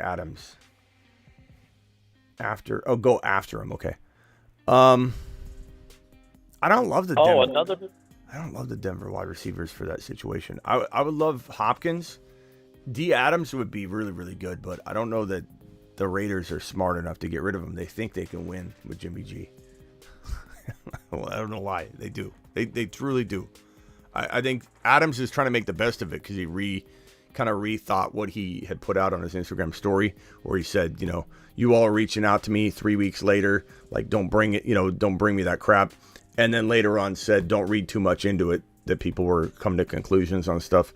But I have a feeling after the trading away of Darren Waller, Adams is probably like, what did I do? What did I do coming to Las Vegas? What was I thinking? What was he thinking? What a disastrous move. What a horrible, he made his own bed, but what a horrible move for Davante Adams. Just a stupid move. We knew it was a dumb move, Ron. I mean, we said it over and over. Went for the money and to play with his best friend. But he wasn't going. But people say that. He didn't know that his best friend was going to be gone. Right. But people said he did it for the money. He didn't do it for the money. The money was the exact same. It was all for Derek Carr. The money was the exact. In fact, the Packers offered him more to account for the tax difference. So it had zero to do with the money. I know everyone says that, and it makes sense. You know, oh, he did it for the contract, but like he literally, people forget he was offered this. He was offered more money to stay in Green Bay, and you could say in Green Bay he'd have Jordan Love, and it wouldn't be that great or whatever, but it'd be a lot better than in Las Vegas. I think they wouldn't have drafted Watson though.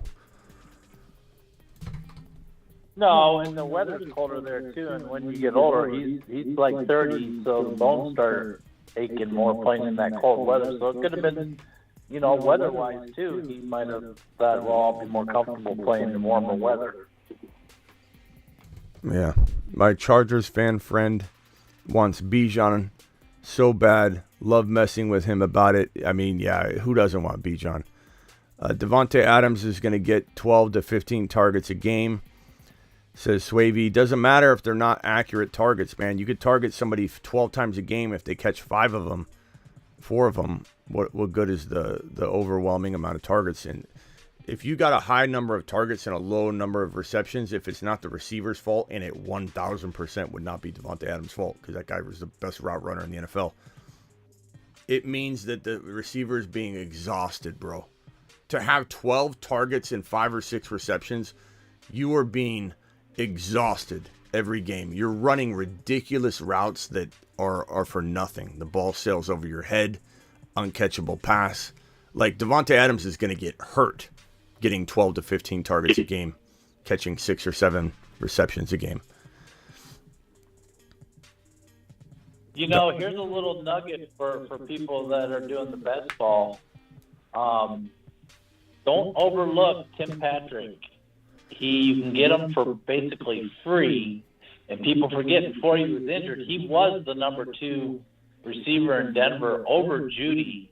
And if he comes back healthy and they trade Judy away or whatever, take a chance on Tim Patrick way down. You can get him for free, and if he comes back healthy, he could actually have a really good year this year. Yeah. So excited, Smitty. What? Oh, yeah, he's okay. He's okay. I mean, I just want to see him stay healthy and get back on track before I. This is interesting, says Ian Rappaport. The Panthers are expecting to host former Vikings wide receiver Adam Thielen. We kind of knew he'd be a potential, look-see for the Carolina Panthers, who definitely need a wide receiver for whatever QB they bring in. That's not a bad option. I mean, Thielen still could have a good 1 year in the right situation. I don't think it's a bad move. Here's that report here. Vikings are expected to host former Vikings wide receiver Adam Thielen tomorrow. I think that'd be a good move.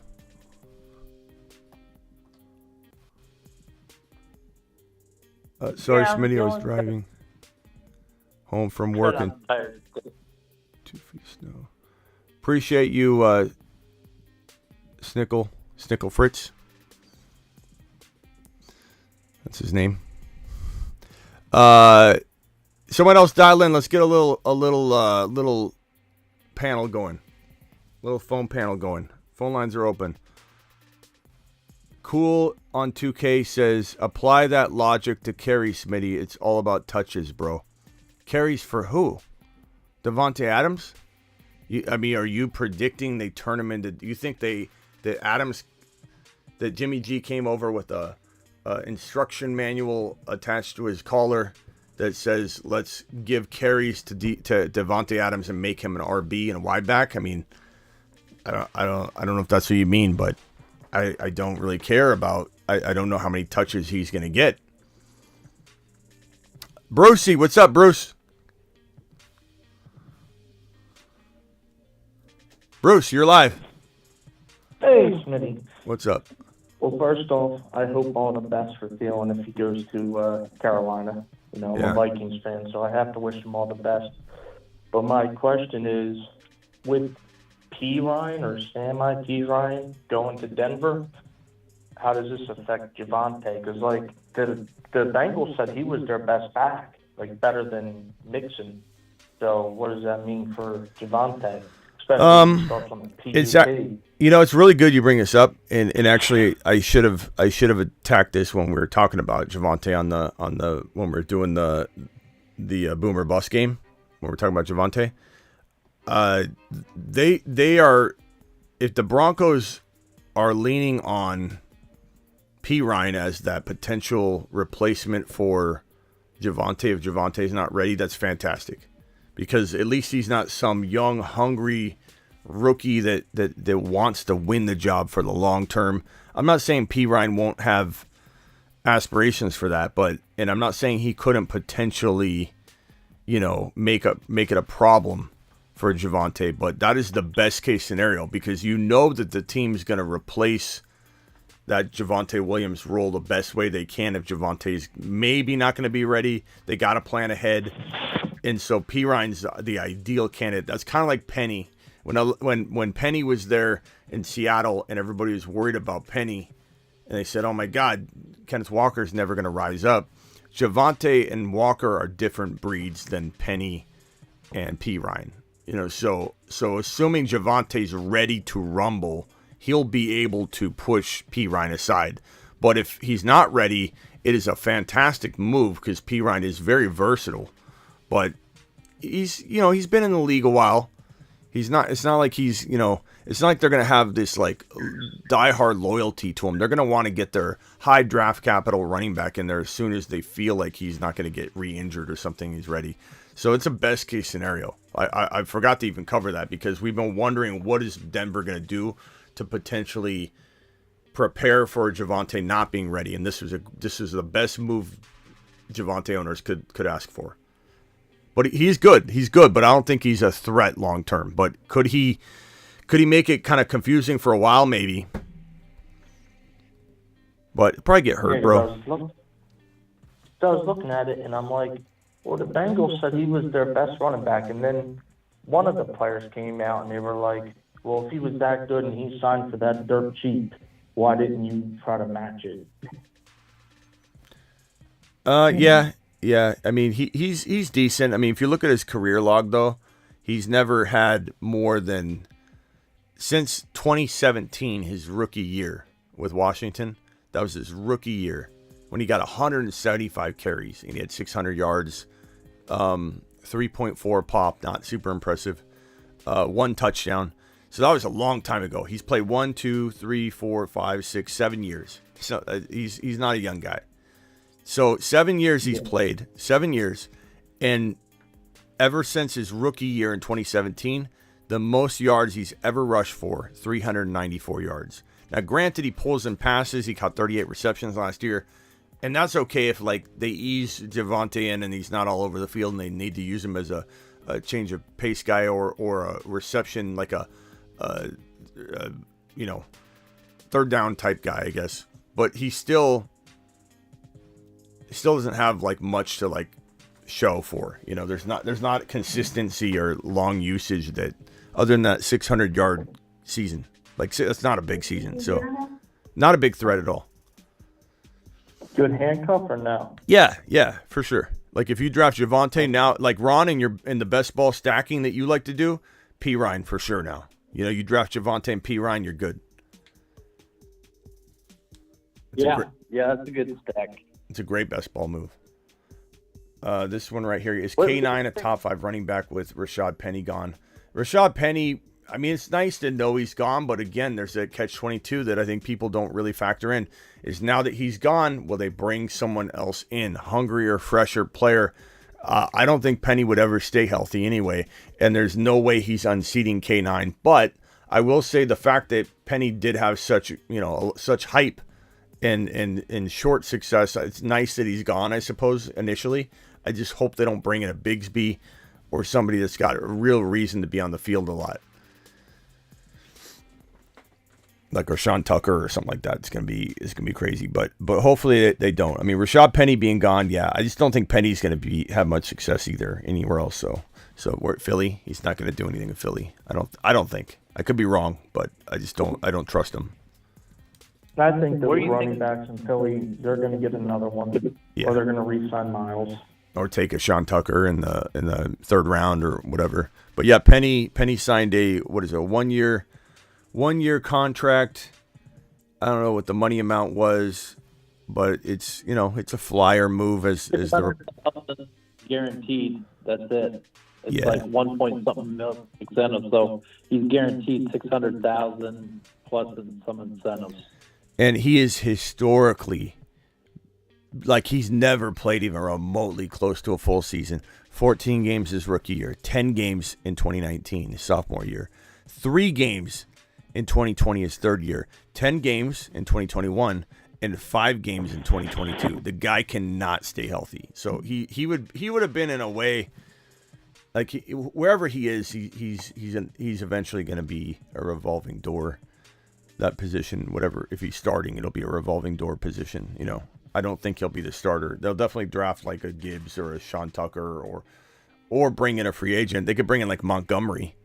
And like I said, if I'm the Philadelphia Eagles, I'm not even doing that. I'm using my 10 and my 30 on defense or whatever you want to use it on. And then I trade for Austin Eckler, Dalvin Cook, Nick Chubb, or Derrick Henry using a second-round pick, and I have the Kansas City Chiefs shaking in their boots, man. And the Niners. The Niners, if Derrick Henry was behind that offensive line, and you guys know I don't think Derrick Henry can stay healthy for a full season, but maybe he does in a lesser capacity, but he's very effective when they need him. And he has one of those like 900-yard rushing seasons with 12 touchdowns or something. There's definitely, if he went to Philly, I would rethink my redraft Derrick Henry outlook because the situation would be so uniquely weird. So, but can you imagine facing Derrick Henry or Eckler or Cook or Chubb with that offensive line? And it's a second-round pick. Or what if it's 2 second-rounders? Who cares? If there's a bidding war for Eckler or Derrick Henry, if I was the Eagles, I spend 10 and 30 on whatever you feel is going to repair the bleeding that's been done in the offseason here, the losses, the 4 losses, and you replace those players with rookies. You retain Kelsey and a lot of other awesome pieces, and you're good to go. And now you trade for Derrick Henry. Unbelievable move. I hope the Eagles have the balls to do it. Or draft Jahmyr Gibbs at 30. Or take Bijan at 9. Either way, I'm super happy. We got a caller here from the 604. You're live, bro. 604, this is Sean Bro calling you from Vancouver, Canada. How you doing, Smitty? I'm good, pal. How you doing? Hey, I just had an idea while you were talking about Aaron Rodgers. What do you think the possibilities are that the Jets are into Lamar Jackson and they're waiting to see what happens tomorrow before they commit to Aaron? No, this doesn't have to do with that at all. I think if Aaron Rodgers retired, they will 100% go, oh, crap. Give me Lamar's number. What's his mom's number? Let's call Lamar's mom's fax line right now in the kitchen by the crock pot that's cooking dinner. Let's talk to Mrs. Jackson this moment. You 100% the Jets would be freaking out and going to Lamar Jackson's front door. But no, Aaron Rodgers, right. The deal's already done, bro. The only thing he could do is retire. And then they, so they would be screwed. But they already brought in Lazard. The deal's already announced. Like, there's no way you ask somebody to get all the ingredients to bake a cake and you don't show up to bake the cake. There's just no way. There's no way. But it's an entertaining topic, and there's definitely like what if scenario. But this is not the Jets making Aaron Rodgers wait. Aaron Rodgers is the one that's waiting to make the announcement. But I would say that we don't fully know if the Jets are fully in the know as to the date Aaron Rodgers was going to announce it. So he might have said to them, "You spill the beans on this, and I will retire." You understand what I'm saying? I will retire if you spill the beans on this. I'm coming to the Jets, and I will tell everybody either on Monday or Tuesday or just right before free agency. Maybe he didn't even tell them. It'll be sometime that week, and maybe he has made the Jets sweat a little bit because they're like, he said he'd do it Monday or Tuesday, and he's going to do it Wednesday morning or Wednesday at 1 p.m. Eastern. But regardless, it's been done. It's good, as good as done. Yeah, you're probably right. I just picked up some shares of Elijah Moore, so I'm kind of hoping that he goes there. Yeah, and you don't know what Lazard might do to those shares, though. But I hear you. Yeah, that's what I was thinking. I still like Elijah Moore, but Wilson and Moore. God, Corey Davis is going to be the one that's out. Yeah, but guys, listen to the weapons he has. I mean, this is unreal. He's got Garrett Wilson. He's got Elijah Moore. He's got Lazard. He's got Breece Hall. He's got Conklin. I'm sure they'll bring in Tunyon or whatever. He's gonna get Cobb's nothing. Cobb will be included in the deal, but this is crazy, man. He wants Mercedes Lewis. Yeah, Mercedes. Now that's Lewis. a head scratcher to me. Yeah. Good blocker, I guess. I don't know. Yeah.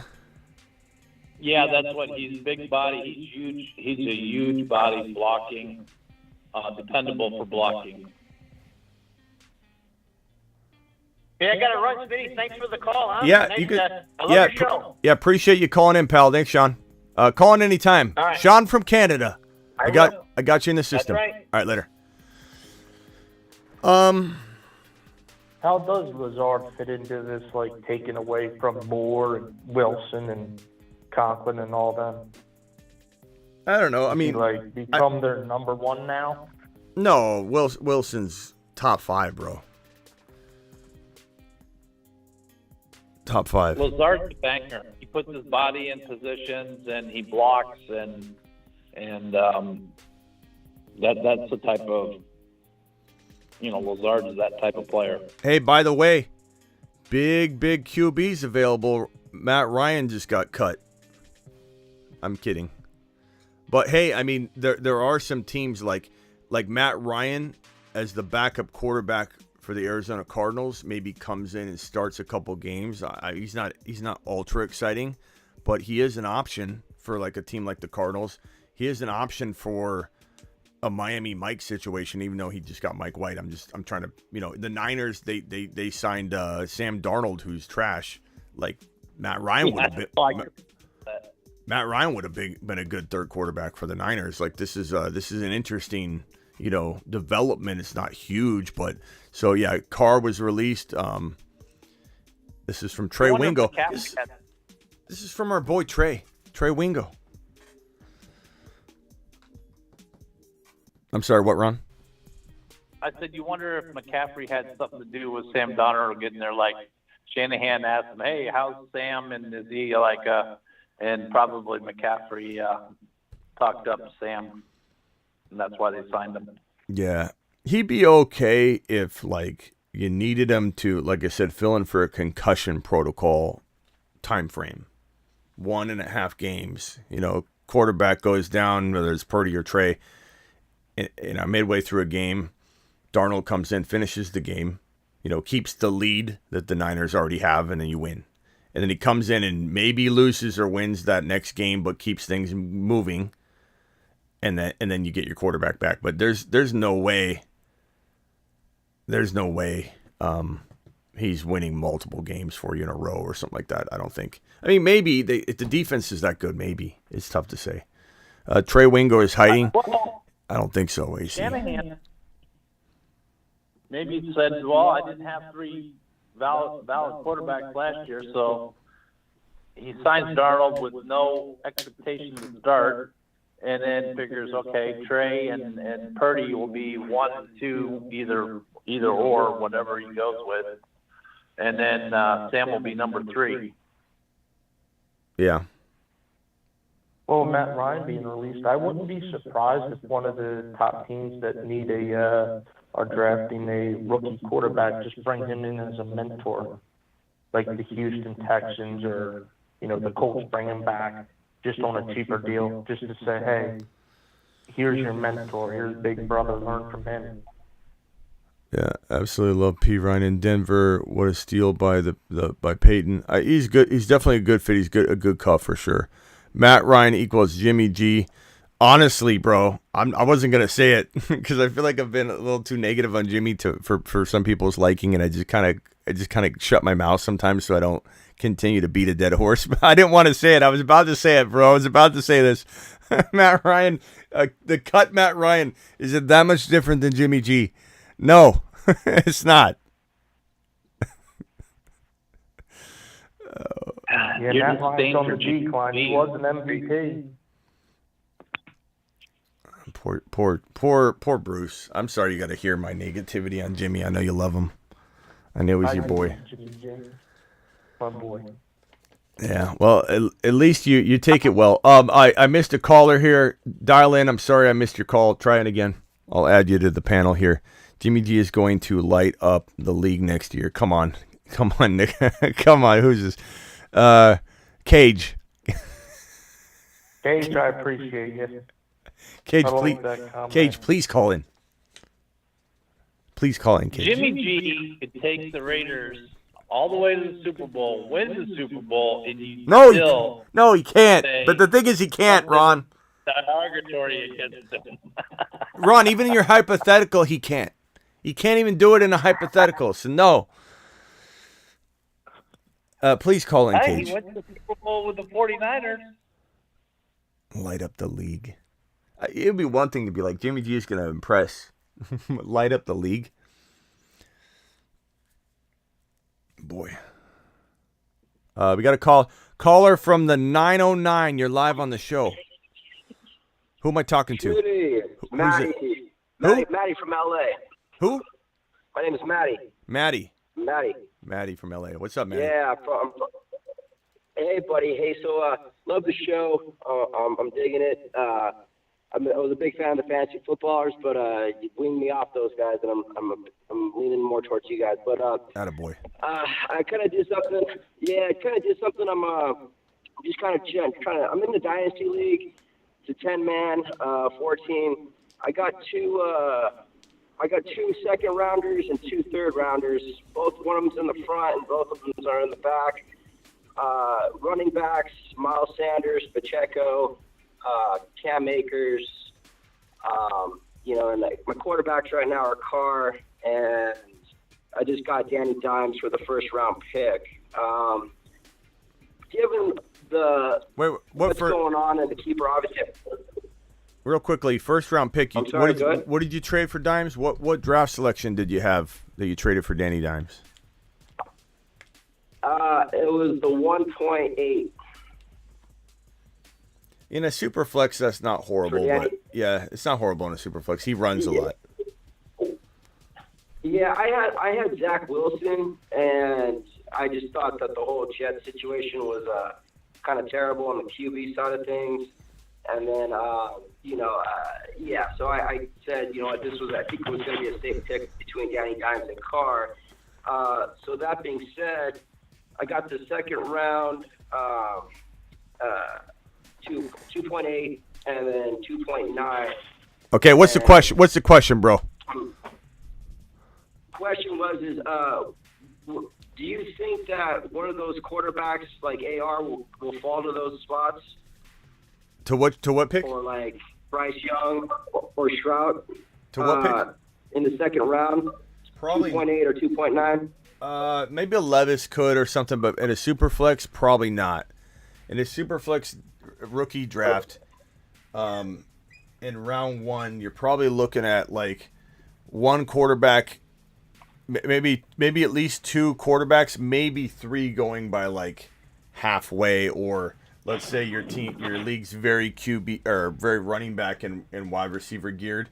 I could see like quarterbacks falling in your draft similar to like that, where I don't know if you can see my screen, but I have 2 in the first half of the first round. I have 1 like in the middle to the second half, and then you'll have another one that will be borderline at the bottom. But every league is entirely different, man. It's such a, like, when you talk about Superflex, you can't in general talk about Superflex like a blanket statement about it, because everybody's league is so different. And you could do a dynasty startup Superflex where quarterbacks don't even go that early. Like the first 4 or 5 do, and then it goes back to normal. And I can't foresee that. You know, you got to kind of know your own league.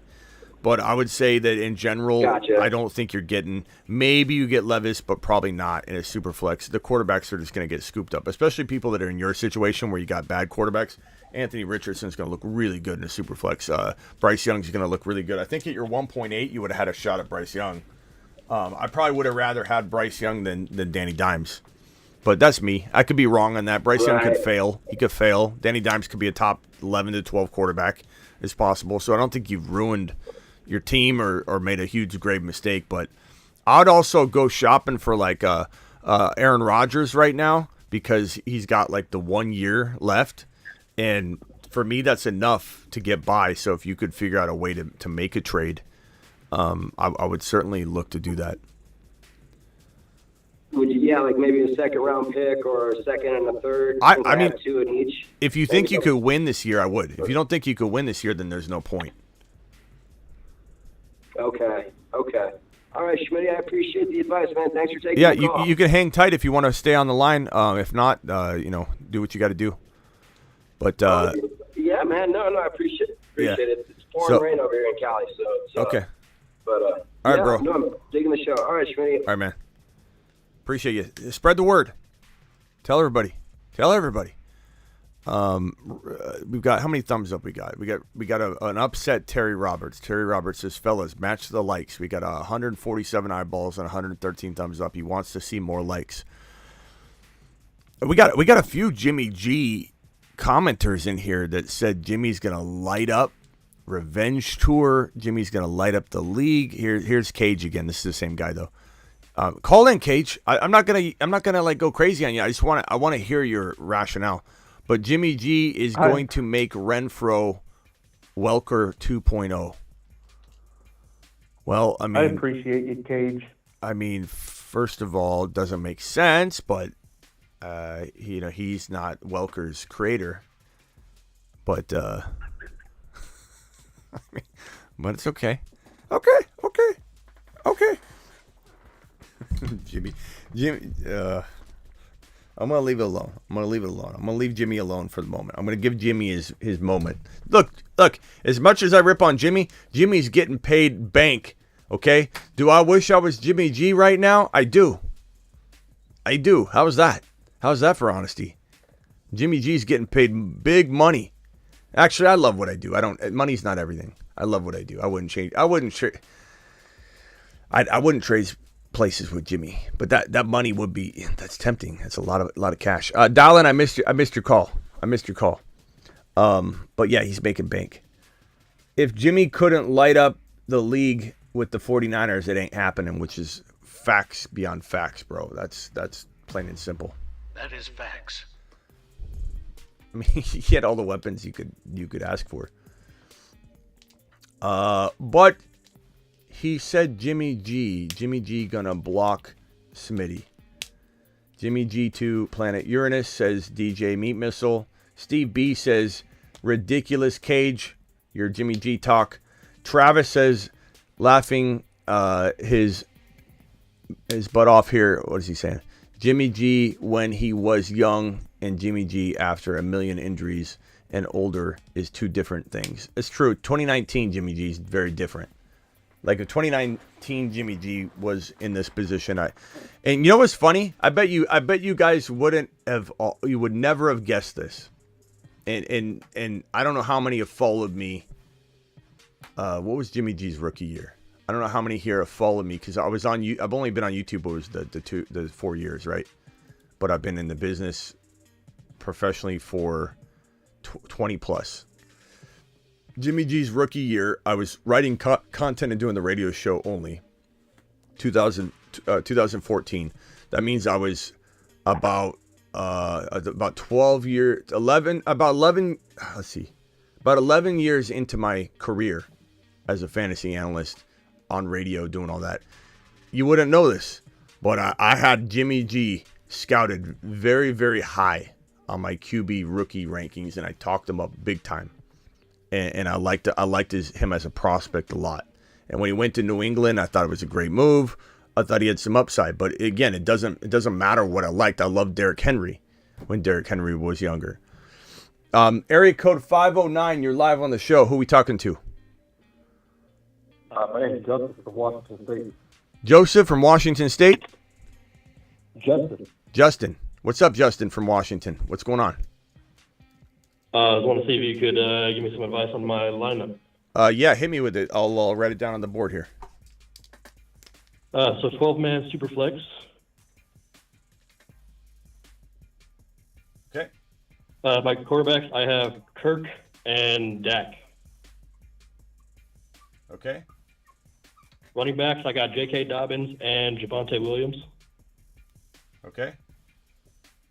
And then wide receiver, I got Justin Jefferson, CeeDee Lamb, Jalen Waddle, Chris Olave, and then T.J. Hawkinson at tight end. Woo. Waddle, Olave. And are you starting all those? Yeah.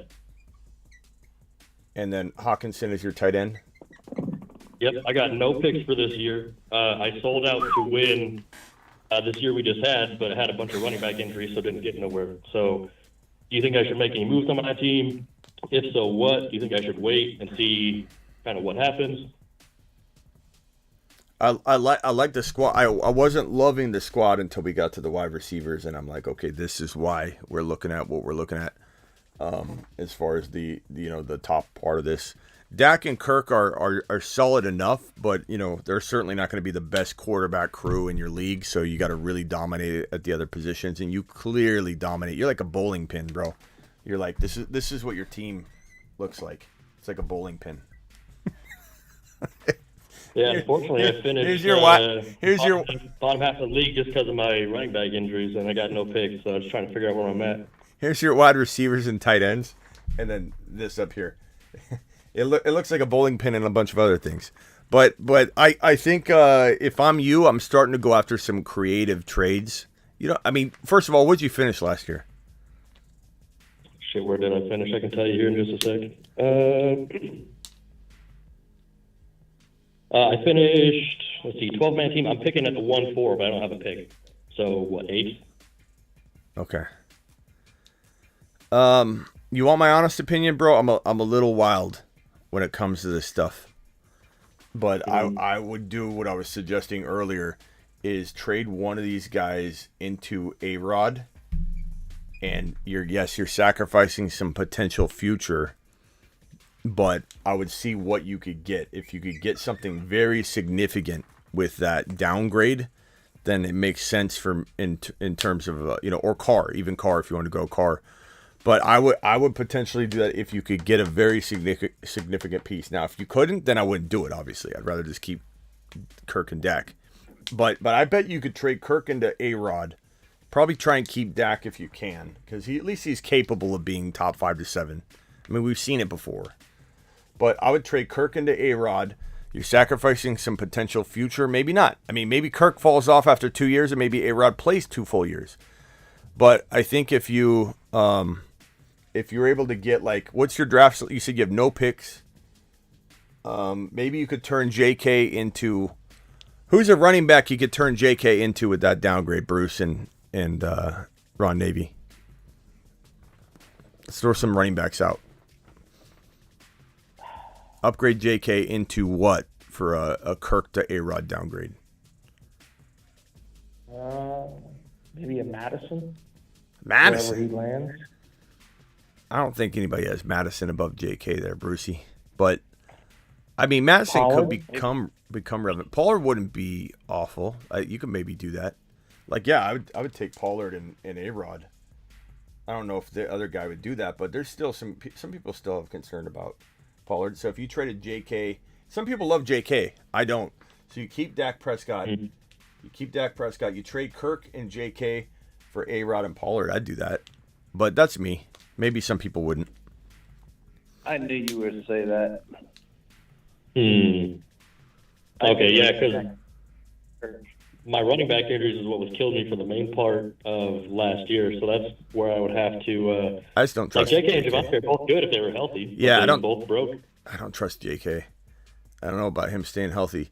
Javonte I like because you probably can't get rid of him at value, but I think that would be win a league potential if you could get A-Rod and Pollard into your lineup with those wide receivers and tight end and with Dak. That would be pretty good. And again, I'm not saying A-Rod will for sure outscore Kirk, but I think he could. They could be very similar at least in a craziest of scenarios. And then if you're getting an upgrade from JK to Pollard or you're doing something along those lines. Ramondre, Swaggy said Ramondre. You might be able to get a Ramondre. It depends on JK. Like some people love JK, some people don't. Right, I think because J.K. also had about a year to come off his injury while Pollard's still fresh on his. So even with Pollard's, newer leg injury, it's still an upgrade from J.K., you think? Pollard, yeah. I like Pollard a lot. Another move I would maybe contemplate that others wouldn't was downgrade Hawkinson into Kyle Pitts and see if you can get a bump somewhere. I'd also trade J.K. Dobbins straight up for like Charbonnet if you could, if you could position yourself into a draft pick that could land him. That might be something you do on the clock, because that way you'll know that you're going to get Charbonnet. Like that's something I would do, or Gibbs, especially Gibbs. But Gibbs might go depending on. I mean, Superflex Gibbs could go 4 or 5, but those would be good moves. But your wide receivers are fire. You just need to figure out those RBs. And I don't think you can figure it out in any other way, especially given they're both injury prone, than to maybe do something creative at your tight end position or your quarterback position and get a guy you still like. So like A-Rod and Pollard, A-Rod and Ramondre, or Kyle Pitts versus Hawkinson, and then you get a Pollard over JK. Or, you could always upgrade like Kirk into... I doubt you're going to get a Fields. There's so much hype around Justin Fields. Maybe you could have before all the free agency stuff. But like a Kirk or Dak into Fields using a downgrade of Hawkinson into Pitts, that would be something. I don't know what the Pitts owner has at quarterback. Who's that Pitts owner have at quarterback? I'll tell you in like 6 seconds here. They got broken Kyler Murray and then Brock Purdy is their next best one. I wonder. This is a dynasty, right? Yeah, 12-man Superflex. I'd almost be tempted to get Kyler somehow, but it's going to hurt for this year, though. That'd almost be a rebuild move. I mean, your wide receivers are young enough you could sacrifice a year, but I don't think you need to. I would build for the now. I'd build for the now. Yeah, I thought to win this last year, and then injuries. Yeah. Other running backs, Ron and Bruce, you got any other running back ideas for him? Let me look at my rankings here. Well, I mean, who's got Carr? And I think, I know your reasoning behind Kirk, but I think you get more value out of trading Dak and J.K., maybe find out who has Carr, see what picks they have. If they have a pick that can get you a Gibbs or a Charbonnet, then so they've got the one trade. Yeah, then trade Dak and J.K. for that 6th pick and Carr, and then you could easily get at least Charbonnet. Yeah, that might be a good move too. All right, hang tight right there, Justin. Don Draper. You already got the pieces. Sorry. No, go ahead.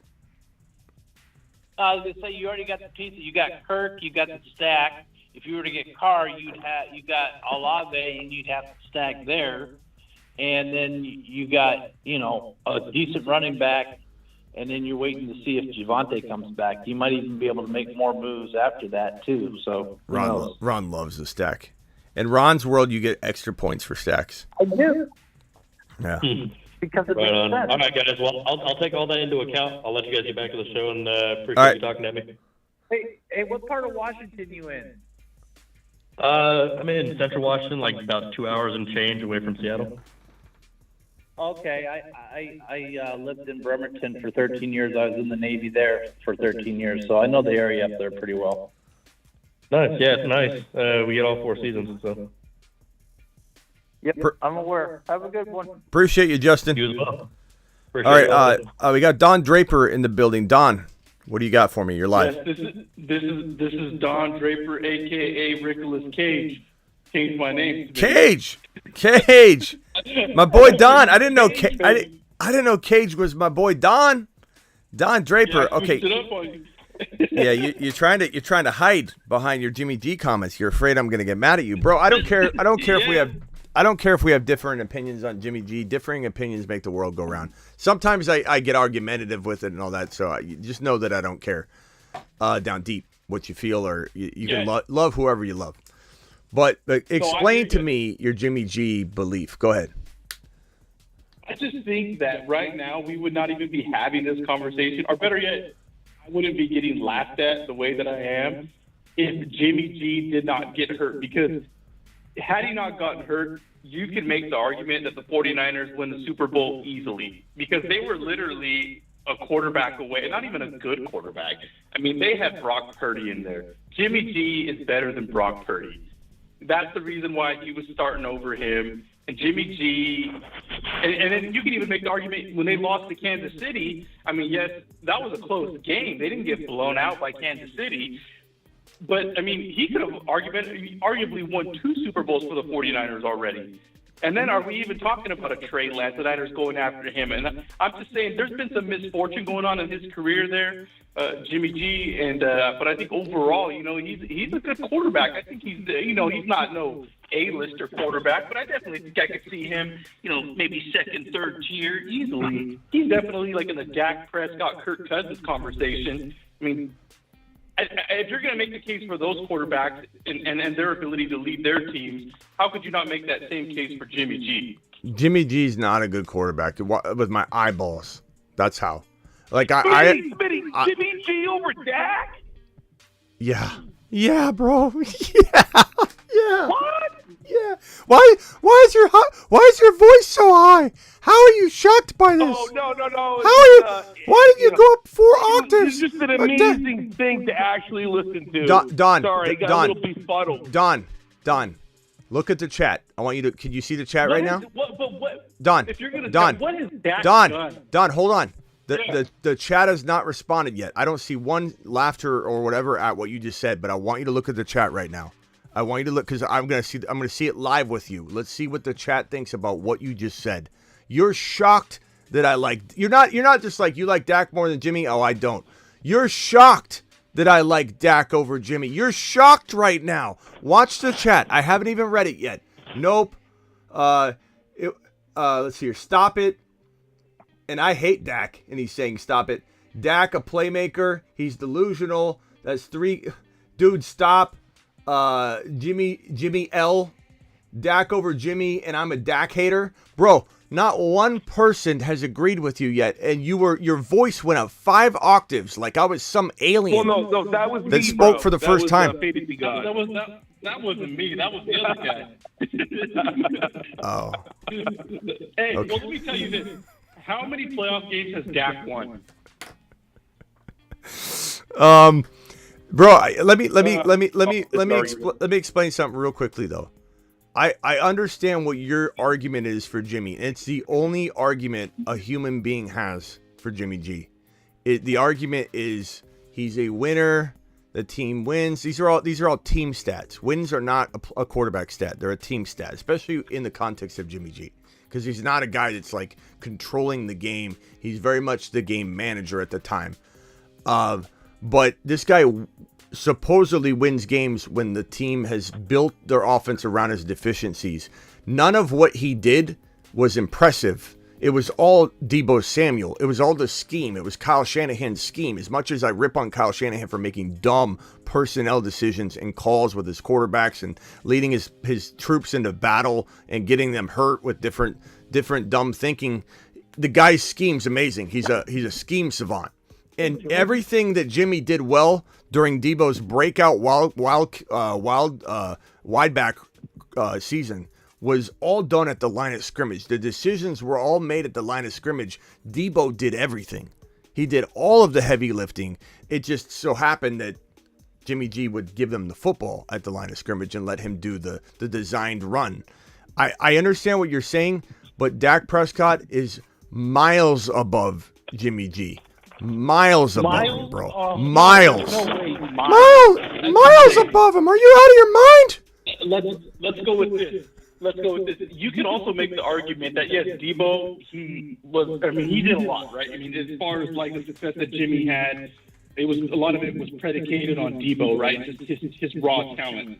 But I also think there's like a timing element that you're missing in all of this. I mean, Jimmy G, have you watched him? Yes. He's surgical with his timing over the middle. Surgical, bro, come on. He can't throw 15 yards down the field. There's nothing surgical about him. The only thing surgical is his injuries and the fact that he's always getting hurt and he's never on the field. And you can blame that on this and that. If he didn't have misfortune, he gets hurt all the time. He's going to get hurt in Las Vegas. And then we're going to hear story after story about how he's going to be great. He was going to be great.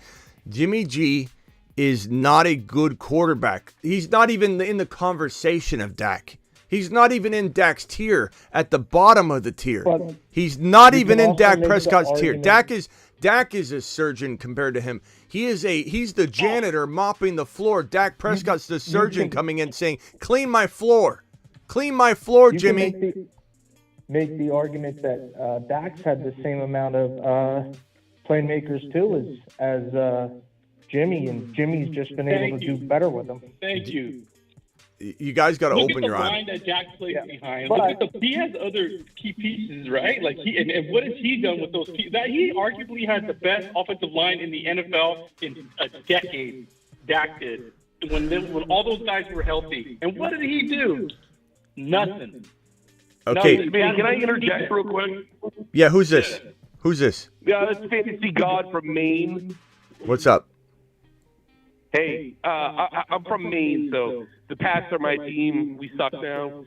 But let me tell you, Jimmy Garoppolo, guys, Smitty's right. Jimmy Garoppolo is a guy that's never going to win you anything. And they just paid him a boatload of money to win no games. We got rid of him for a second-round pick. I would have taken a fourth-round pick. Hold on. You're a Niner fan, right? Okay, I just want to clarify that. Okay. No, Patriots, dude. I'm from Maine. You're saying that when the Patriots got rid of him. Okay. Yeah, Patriots suck. Yeah, we're done. We're done for the next 20 years. We were on top for 20 years. So way to take away everyone's ammunition. Go ahead. Yeah. So, anyways, I have these arguments with my buddies all the time. You know, Jimmy. It's like with Tom Brady, Jimmy Garoppolo. Yeah, there was actually an argument at one point in time that Jimmy should have taken over for Tom Brady. I've watched plenty of Jimmy Garoppolo. He is an above-average quarterback, but barely. He's never going to win you anything. Yeah. Why do you attempt to pay a guy that's never going to win you anything? And Don, I know Don's going to say he won with the night. Look. Like I've always said, Don, I think this is what you need to take away from my stance, at least. And you could say I'm wrong, and that's fine. But you're going to see that he's going to turn into a pumpkin. You know, it's like turning the lights on at the club at the end of the night. You're about to see what Jimmy G really looks like, bro, without being surrounded by Kittle, who he couldn't even use, Ayuk, who he couldn't even use, Deebo, who it was all Shanahan the way he used him in a run game, in a defense. He's going to the worst, probably bottom 4 defense in the entire National Football League. His field position is going to be in the tunnel. And you're expecting this guy to march downfield every time. It's going to be a disaster. I wouldn't be surprised. Let me put it this way, Don. I wouldn't be surprised if he got pulled. Got pulled from the game at some point during the year. There's just no way that's happening. Here's what everybody forgets. The Trent Dilferds of the world can win the Super Bowl too. There you go. Yeah, when they have a defense. Well, no, I think Ron's saying that in San Francisco he may have looked like he wasn't a pumpkin because you could have potentially. So to Don Draper's point, if the Niners won the Super Bowl with Jimmy G, let me give Don Draper some validity to. I'll back up what he's saying. We would be talking about the Niners re-signing Jimmy G, and everybody would be just completely all over Jimmy G and saying he's a winner. See what I mean? Niner fans would be all over him. The Niners would re-sign him. It would have been an absolute disaster for the Niners, though, because he would eventually got hurt again. If you would have won it with Jimmy G, it would have been exactly what Don said. But with our eyeballs, knowing what we know, what Ron just said, Dilfer could win a Super Bowl if he's in the right situation. Jimmy G was Dilfer. Dilfer is Jimmy G. Finkel is Einhorn. Einhorn is Finkel. It's all the same thing, bro. The laces are out, Smitty, and I'm going to tell you why. It wasn't Jimmy G's fault that they didn't win the Super Bowl over Kansas City. That's right. That's right. They had because think about that. It was the defense. Go ahead, sorry. That let Kansas City get back in it. You know what's Check this out.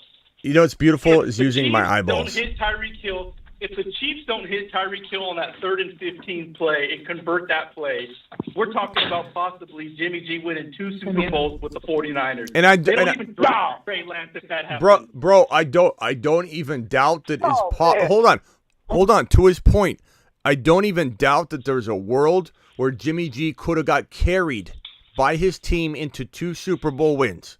And that, again, to your point, a lot of people wouldn't be able to read between the lines, and no offense, and they would say Jimmy's good. They would say Jimmy's good because he would be Trent Dilfering his way through this situation. But Jimmy can't stay healthy, number one, so he can't even get to those positions you're talking about.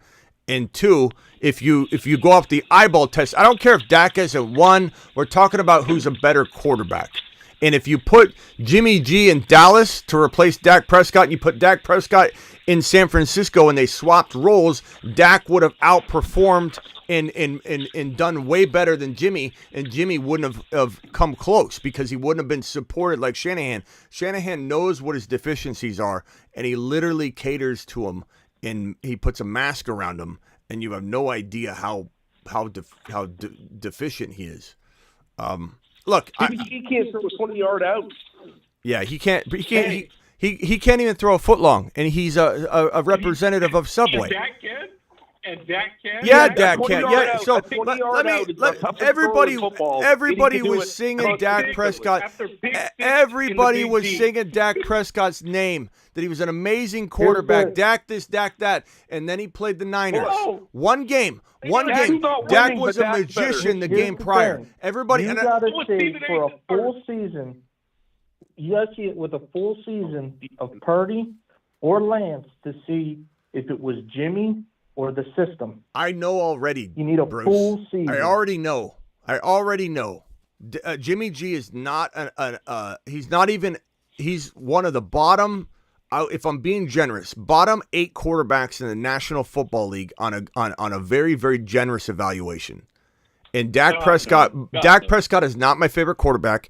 Dak Prescott is not a top 5 quarterback, but from a fantasy perspective, which is a different topic in a sense, he is a potential top 5 to 8 quarterback in the right season. But he's going to be sporadic. He's going to be number 8 or 9 one year, 8 another year, 10 another year, 7 another year, 8 another year. So he's very sporadic. From an NFL perspective, Dak Prescott, if he was put in the same, if you put Jimmy G and Dak in controlled, identical situations, Dak would run circles around Jimmy G. Jimmy had an offense, a defense. He had everything that was catered around him, and you can't compare Dak's performance to Jimmy's performance because it's not even apples to apples. But Dak Prescott, if you use your eyeballs, is 10 times the quarterback Jimmy G. 10 times. 10 times. Dak has gone too far. Too far. No. Look at Dak and Dallas. Dak always folds. Always folds. Dak always folds under pressure in the You big can game. see the fear in Dak's eyes. I watched the Dallas game. Dak looks scared when he plays quarterback. He looks scared. And with all the talent around him, playing behind that line with Jimmy G steps up in the pocket with confidence, and it honestly, Pop, pop, pop, pop, pop. I love it. The Love last it. I'm Super Bowl telling you, Jimmy was Let- in, I hey. believe he threw 2 interceptions. There's a reason why Belichick Hello? and McDaniel were ready to move on from Tom Brady, and they wanted Oh, he Jimmy fumbled. G. 3 There's a reason turnovers. why. Jimmy G. Look, hey, let's answer Fitzy's question. Okay, so I'm calling you. Everybody, quiet until I call on you. We'll go with the Bruce first. If Dak was in San Francisco during the scenarios where the Niners fell flat because Jimmy G got hurt and wasn't there at the end of the day, if Dak was there, would Dak have won a Super Bowl for the Niners? No. Okay, Bruce. No, absolutely not. Absolutely not. That was Sean. Sean says absolutely not. Okay, No, Don. that's me. That's Kate. Don Draper. Okay, AKA okay. Page. Sean, is Dak winning a Here's Super the Bowl? thing. Yeah.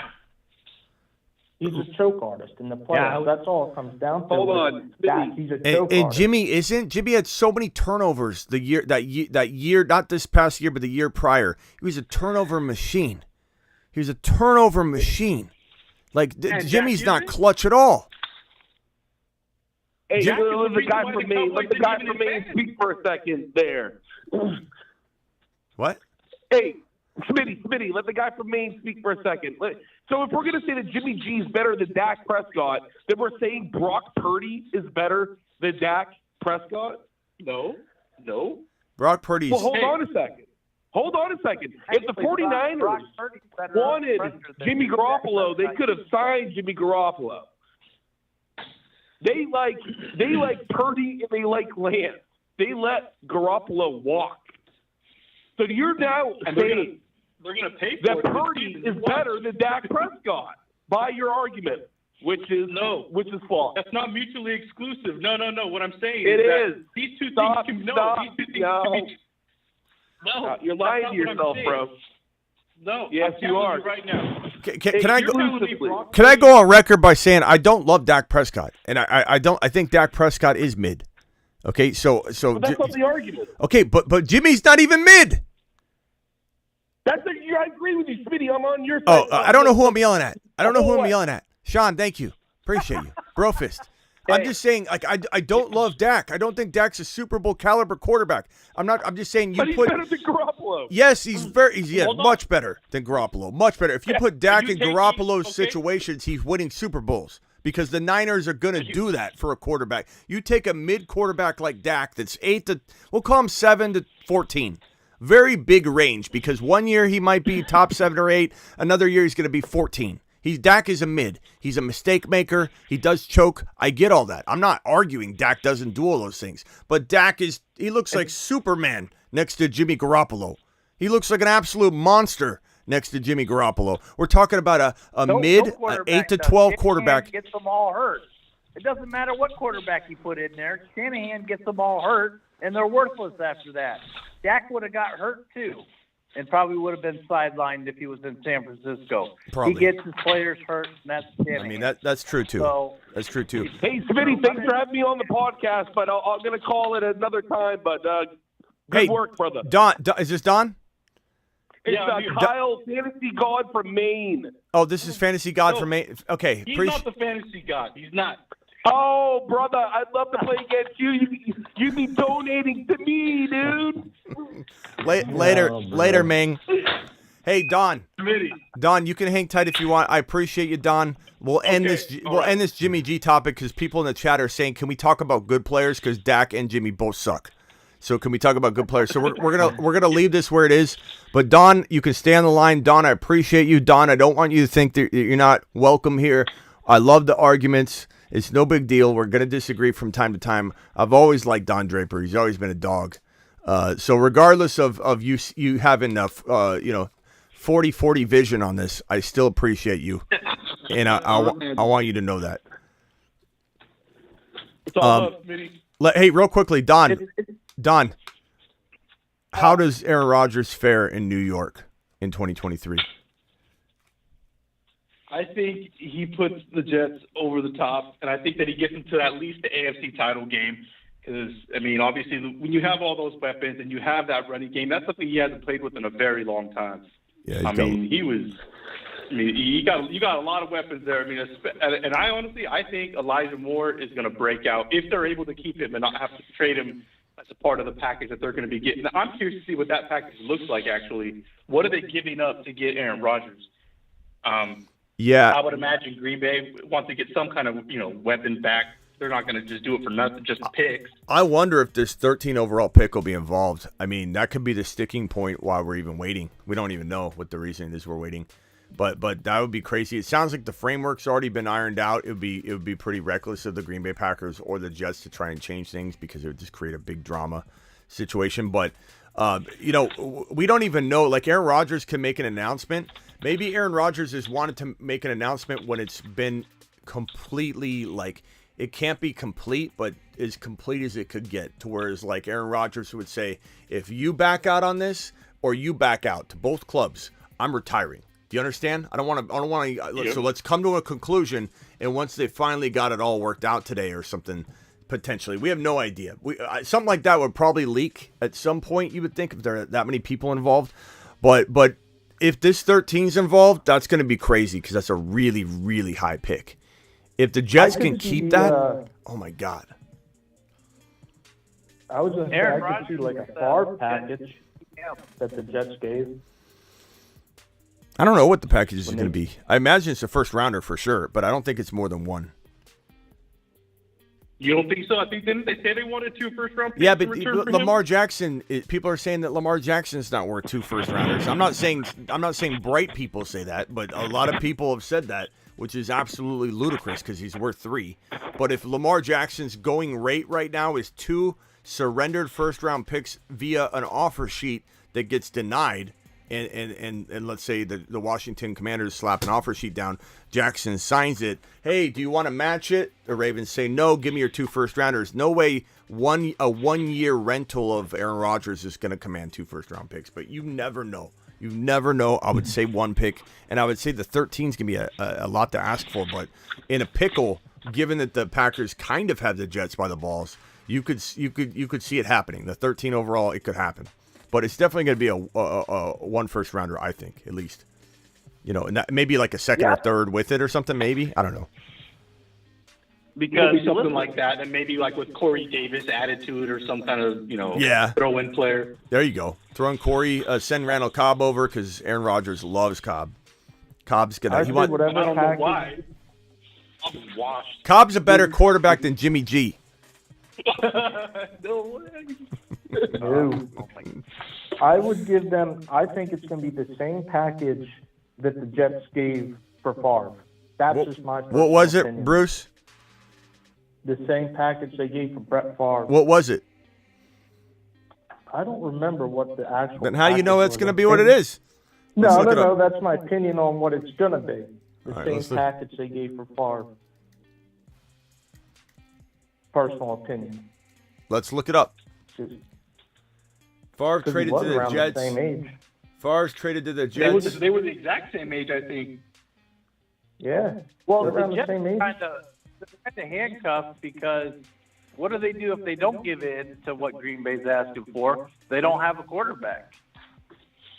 Yeah, you see, that's the predicament they're in because there's nobody else on the market. Lamar, I don't really count that because I feel like that's kind of just, I don't know, that's its own thing. They're still handcuffed either way. Any way you look at it, they're still handcuffed because if they want Aaron Rodgers, they're handcuffed to Green Bay because Green Bay could be saying, we want your 13th pick or we're not going to proceed. And then Aaron Rodgers has to say, okay, well, I want this guy, and this guy to be signed. So he's setting his terms. And already, I mean, pretty much Aaron Rodgers is GM of the Jets now and controlling everything as far as personnel decisions because, you want me that bad, you will bring these guys over, no matter what guys you already have here. He's doing the same thing his mentor did.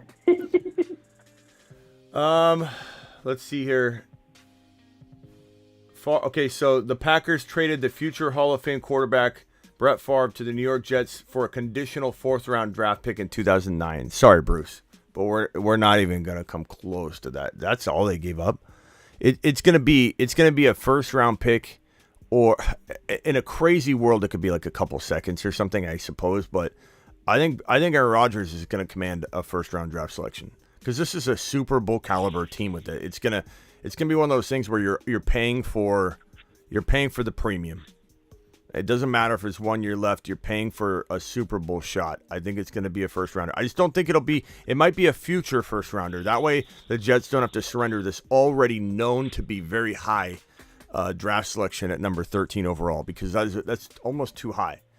So I could see it being a 2024 first rounder and some other compensation. But Brett Favre was a 4th round pick, Brucey. There's no way. Yeah, but see, hey, Brett was a different kind of quarterback, right? Like, he was washed by that time. Like, Yeah. Aaron Rodgers, you look at him and you're like, he's got something left in the tank still. He wasn't washed. He didn't want to go to the Jets to begin with. He wanted to go to Minnesota, and then he goes to the Jets. He gets injured, and then after that, because the draft pick was a conditional, depending on how Brett Favre did, how the Jets did, would either raise or lower the draft pick that He's borderline would washed. get in competition. And then, Yeah, but by how much, though? It's not going to raise it to a after he first-round got pick. injured, he went to Minnesota. He went to Minnesota and took them to the NFC Championship, and then you had Target Gate or whatever that was that New Orleans had the year that New Orleans went and won it. But Brett Favre almost went to the Super Bowl again with Minnesota, and that's where he wanted to go to begin with. He didn't want to go to the Jets. But the conditional 4th is what I'm saying. Like, if you're going to accept that, right, for in exchange for Brett Favre, I mean, surely it was agreed upon within the organization that he wasn't what he once was, right? Like, right now, though, with Green Bay and Aaron Rodgers, there's no way that they're looking at it in the same light. They're like, hey, look, this is still somebody who can play at a very high level, you know, top 10 quarterback potentially right in the league easily. And with all of the weapons that he's going to be getting over there in New York, whenever he ends up there, I mean, Here's Super Bowl, right? Like, here's Brett Favre, just so we're talking about Brett Favre accurately. God, how many years he played? That's crazy, man. 1992. 1992. So, these are his rushing stats. Hold on. I'm sorry. But yeah, Brett Favre, he wanted to play for Minnesota. Green Bay didn't want him to play, and then when he did go to Minnesota, he came back and beat the hell out of Green Bay. He wasn't washed up at all. Well, let's look at his game log so we can determine that via the stats. So if you look at 2008, he was in New York. Where are these stats at? Hold on, I'm pulling up the wrong stats every time. It keeps how many times the game was Favre throwing back then? Like 60? Something crazy? Just chucking it? Holy. Every time I screenshot this, it bumps and I grab the wrong image. Hold on, this should be it right here. Look at that, 12-4 with Minnesota. That first year he went to Minnesota, 12-4. Wow, that's a heck of a record. Is that correct here? 1991, the 92 was when he played. So 2010 Minnesota. Did I get all of it on there? Okay, yeah. So the Jets, he had 34, 72, 22 TDs, 22 INTs. That was his third to last season down at the very, very bottom. Then in Minnesota, he had 4,200 yards and 33 TDs and 7 INTs. So that was a good year in Minnesota. And then 2010 was when things fell off. So he did finish pretty strong there. But as a Jet, he came out with 28 touchdowns, 4,100 yards out of Green Bay. He was definitely at the tail end of his career. Like, you didn't know what to expect. 1, 2, 3, 4, 5, 6, 7, 8, 9, 10, 11, 12, 13, 14, 15, 16, 17. He was entering in year 18 when he went to the Jets. Whew. That's crazy. But what since 1992, the Packers have had 2 quarterbacks since 1992. A lot of you weren't even old enough to shart in your own pants when Brett Favre was under center, and this team that's had, like coaches. I mean, that's crazy. I mean, look at some of these teams that have like 3 quarterbacks a year for like 10 straight years. Imagine that. Hey, kind of like Pittsburgh and their coaches. When Favre was tearing it up for Minnesota, or that one year anyways, I mean, wasn't Adrian Peterson? That's the prime Adrian Peterson, right? I mean, so he had a solid running game there to set up that pass because he loves to play action. That was Favre's game. Just play action, chuck it. Yeah, AP was like 2007, 8.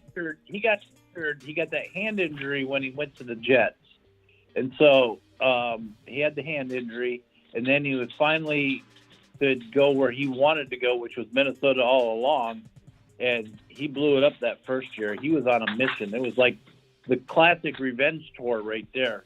Yeah. He wanted to go and beat Green Bay down, and he did. And then you had that bounty gate happen. It came out afterwards because if you watched that NFC Championship game between Minnesota and New Orleans, they actually, I mean, they had the bounties out on them. I mean, they just were like tearing Favre up left and right. I mean, it was crazy. All right. But, most people don't even know who Brett Favre is watching right now, which is crazy. But Terry says Darren Waller to New York Giants. Smitty, yeah, I mean Terry, it's a good move. We like it. I think he's got to stay healthy, but I think catching footballs from Danny Dimes in a Dable offense is 100,000 times better than catching footballs from Jimmy G. And I don't know if Don Draper wants to try and defend this, but Kittle was non-existent in a Jimmy G offense because A, he had to block, but B, if you notice, Brock Purdy extends plays so long, Kittle can get a route run. But in a Jimmy G-led offense, it's one read and done, and so there's no room for Kittle. So Waller would have been worthless in a Raider uniform. But I think going to New York, you have a real potential to see a bounce back, but he has to be able to stay healthy. What happens with Daniel Bellinger, though? I mean, he was supposed to be coming on strong towards the end of the year. So now, I mean, do they move on from him entirely, or do they two tight end set? What are they doing? Yeah, I mean, he's a backup. He's a second tight end. If they run a second tight end set, maybe they go and run two tight end sets because it's maybe it's something that Dable wants to run. I don't know, but he certainly doesn't have the blocked a lot. Bellinger doesn't have the momentum anymore. That's for sure. Yeah, he blocked a lot too. I think that's a lot of money for the Giants to take on for Waller. I know what Waller's ceiling is. Obviously, he's had some great seasons, but I mean, they owe him a lot of money now. And for somebody who's injury prone like that, I mean, I see the hype. I see why people are excited about it, but I am worried. So so don't you guys? Does anybody agree with me that? And I don't hear anybody else talking about this, and maybe some of you have, but I'm reading all over Ian Rappaport's face that he's so bothered by the fact that he is not the inside guy on this topic of Aaron Rodgers. He is so bothered by it. I laugh about it. And you can read it all over his face. And Aaron Rodgers, Pat McAfee announced Aaron Rodgers is coming on live, and they made a whole bunch of, this is it right here. They made a whole bunch of, the way this is written, be a friend, tell a friend. You're invited, 1 p.m. Eastern, YouTube. Aaron Rodgers will be live. And again, we're going to be live here as this is live, so you can come right here to get the reaction, and I'll tell you what is exactly said if you want to watch this show instead. I appreciate that. But Aaron Rodgers is going to announce this. What's happening? It's done. It's concluded. He didn't go on the Pat McAfee show today because he probably couldn't talk about it yet. So here you have Ian Rappaport right now. Let me put this on screen right here. This guy, I mean, the way he words this is very funny because it sounds like he's trying to let people know that what's about to come wasn't in place yet because he didn't know about it. He's frustrated about it. I think he's very, very irritated with Trey Wingo. I think he's very, very irritated that this isn't coming to him. He's very, very, I think, flustered. And he writes this from NFL Total Access. This is Ian Rappaport. The Aaron Rodgers watch hasn't ended, but at least the parties are communicating. It's like he's trying to dial back the likelihood of this thing happening when Aaron Rodgers is already set to announce it. Like, what's he doing? And you can, if you watch him, I'm serious, when he's on a panel of 4 or 5 people and people have an opinion that he doesn't have, he looks so like he doesn't want to be there. He's so angry about this entire process. I could read it all over his face. He's so bothered. It's hilarious that Pat McAfee's now dropping the news, and he's also, again, excluded from it. Trey Wingo had more information than him, and now he's trying to tear down Trey Wingo by not supporting that at all when he retweets everybody else. He retweets anybody else in the business that has anything to say that he respects, but he obviously has a beef with Trey. You know, stepping on Trey's turf. Well, remember, Aaron Rodgers chastised Rappaport too by putting out stuff that Aaron Rodgers said. You didn't hear that from me. And he chastised him. So I think that all has part of it. He said that. He did that with him and Schefter. Yeah, he said that Adam Schefter and Ian Rappaport, he likes them, but in all due respect, and I'm kind of paraphrasing word for word, but all due respect, they don't know shiat when it comes to Aaron Rodgers if they say that they know something about Aaron Rodgers, because he's saying if they're talking about it, it's not true. Because if he had something to say, it wouldn't be leaking to them to talk about it. And so I think that really pissed off Schefter, because it basically said, and Rappaport, it basically said everything they've talked about Aaron Rodgers has been false. Like in terms of all this lead up and what he wants to do, and he's leaning this way because he said nobody knows. Nobody knows. Nobody knows. So how on earth could they know? And it pissed him off so much. Rappaport's being made to look like he doesn't have the inside track. He feels he's being measured on this for some reason. He feels like the fact that this is the psychology breaking in. I'm analyzing him right now. He's feeling like he's being dismantled as the guy. Remember, Schefter was the only guy. Schefter, first of all, it was what's his name? What was the guy's name that passed away from ESPN? God, he was the best. He was the absolute best. Jay Clayton. John Clayton. John Clayton was the best. If John Clayton was in today's social media, everybody would love him. The weirdness about him, they'd absolutely love him. He'd be huge. But John Clayton was the OG. Then Schefter came in, and everybody loved Schefter. Everybody loved him. Kind of like Hansen. What's his name? God, why am I blanking out on everybody's names? John, NFL Red Zone. John Hansen. I have him on my show all the time. I thought. Yeah. Scott Hansen. I have Scott Hansen. There's the guy that does the 2020 Catch a Predator. What's his name? His name is not Scott Hansen, but Chris Hansen. Yeah, Chris Hansen. Everybody always mixes him up. They say Chris Hansen, but it's Scott Hansen. Scott Hansen comes on my show. I'm gonna have him on my show soon, by the way. But Scott Hansen's a great dude. I like him a lot. He's a real good guy. But no one had a bad thing to say about Scott Hansen ever. He was the GOAT on all levels, and now people are starting to kind of like turn a little bit on him once in a while. Like the way he talks about this, I don't like it. Like it takes a little time and people get tired of somebody. People got tired of Schefter really quick. Now Rappaport became everybody's favorite guy. Never a mean thing. He's the GOAT. He's the best. Now he's getting a lot of crap talked about him. So he's really not handling it well, in my opinion. This is my assessment. I could be totally wrong. This is my opinion. But he's just unraveling. Well, he said some pretty he put out some tweets in the past, remember, that were, he took a lot of heat for them because they were like controversial, and I think one of them was even considered racist. Well, anyway, he it's just funny to watch. You know, it's funny to watch him like kind of squirm as people are suggesting that like he was on that panel on NFL Network and they were talking about the Lamar Jackson deal.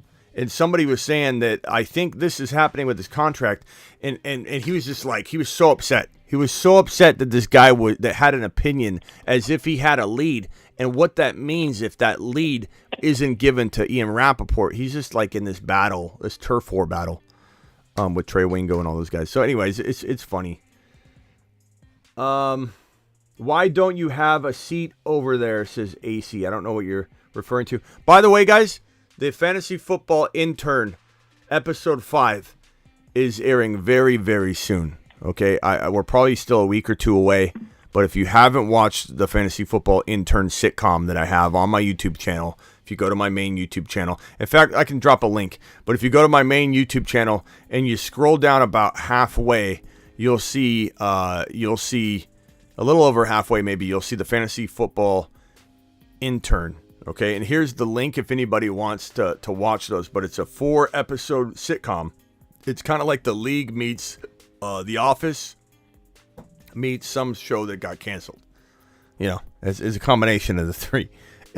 I think it's phenomenal. I love and enjoy doing it. I wish I could do more of them. If it picks up view-wise, the problem is YouTube views it as a different piece of content. And so whenever I post one of them, it doesn't get pushed to everybody. It's ridiculous. So I'm relying on you guys to spread the link around to the intern show. And if it gets more popular, I'll create a seasonal. Every year there'll be 10 episodes or something like that. But episode 5 is going to drop really soon. Grant quit. Grant the intern quit in episode 4, and he might be back in episode 5. So check it out. It'll be. You kept accusing them of having fake backgrounds. That might happen again in this episode. So stay tuned. Grant might be back. Shefty is a Fugazi, says Swaggy. What's up? Let me ask you a question. I know you don't want to talk about Jimmy G anymore, and I get it. But let me ask, would you take Geno Smith over Jimmy G? Yes, of course I would. Oh, my God. One good year, and then that's it? Jimmy hasn't had one good year, bro. Like, if you want to talk to 2019 Jimmy, we can't talk about that player anymore. So if we want to talk about 2019 Jimmy, we could maybe have some hypothetical conversations. But ever since his ACL tear, he's not been the same player. And using my eyeballs, I could care less what the stats say in terms of wins and losses, because I myself feel like I'm deciphering that and diffusing the situation properly to evaluate Jimmy G and his role in it. And I'm telling you right now, Jimmy G, in my opinion, is honestly, I'm being generous when I say bottom 10. Like, I think I could find 32 better quarterbacks to start in 2023. I truly believe that. Geno Smith was a top 6 to 8 quarterback in fantasy, and he was a legit top 10 to 12 quarterback in 2023. And you could say it was 1 year, but you don't have that argument with Jimmy. There was no 1 year where he was a top 5 quarterback or anything like that. So Geno gets the edge by a mile. By a long mile. I know you think you're going to get me on something, but you're not, because I'm not trying to get you. Well, no, I don't blame you. And again, I'm not mad, and I appreciate your stance. But there's nothing you're going to say that's going to have me say, yeah, Jimmy. I honestly, Mike White over Jimmy. I would bring him Mike White over Jimmy in a heartbeat. Huh? What about Ritter? I think those are comparable. I think that either one of them, you're not winning. Like, San Francisco is so unique, anybody could almost win there. So that's nothing to do with Jimmy G, in my opinion. Jimmy G, he's a lateral move to Ritter. We don't even know what Ritter is going to be. I'd probably take the chance on Ritter over Jimmy, because Jimmy wouldn't stay healthy.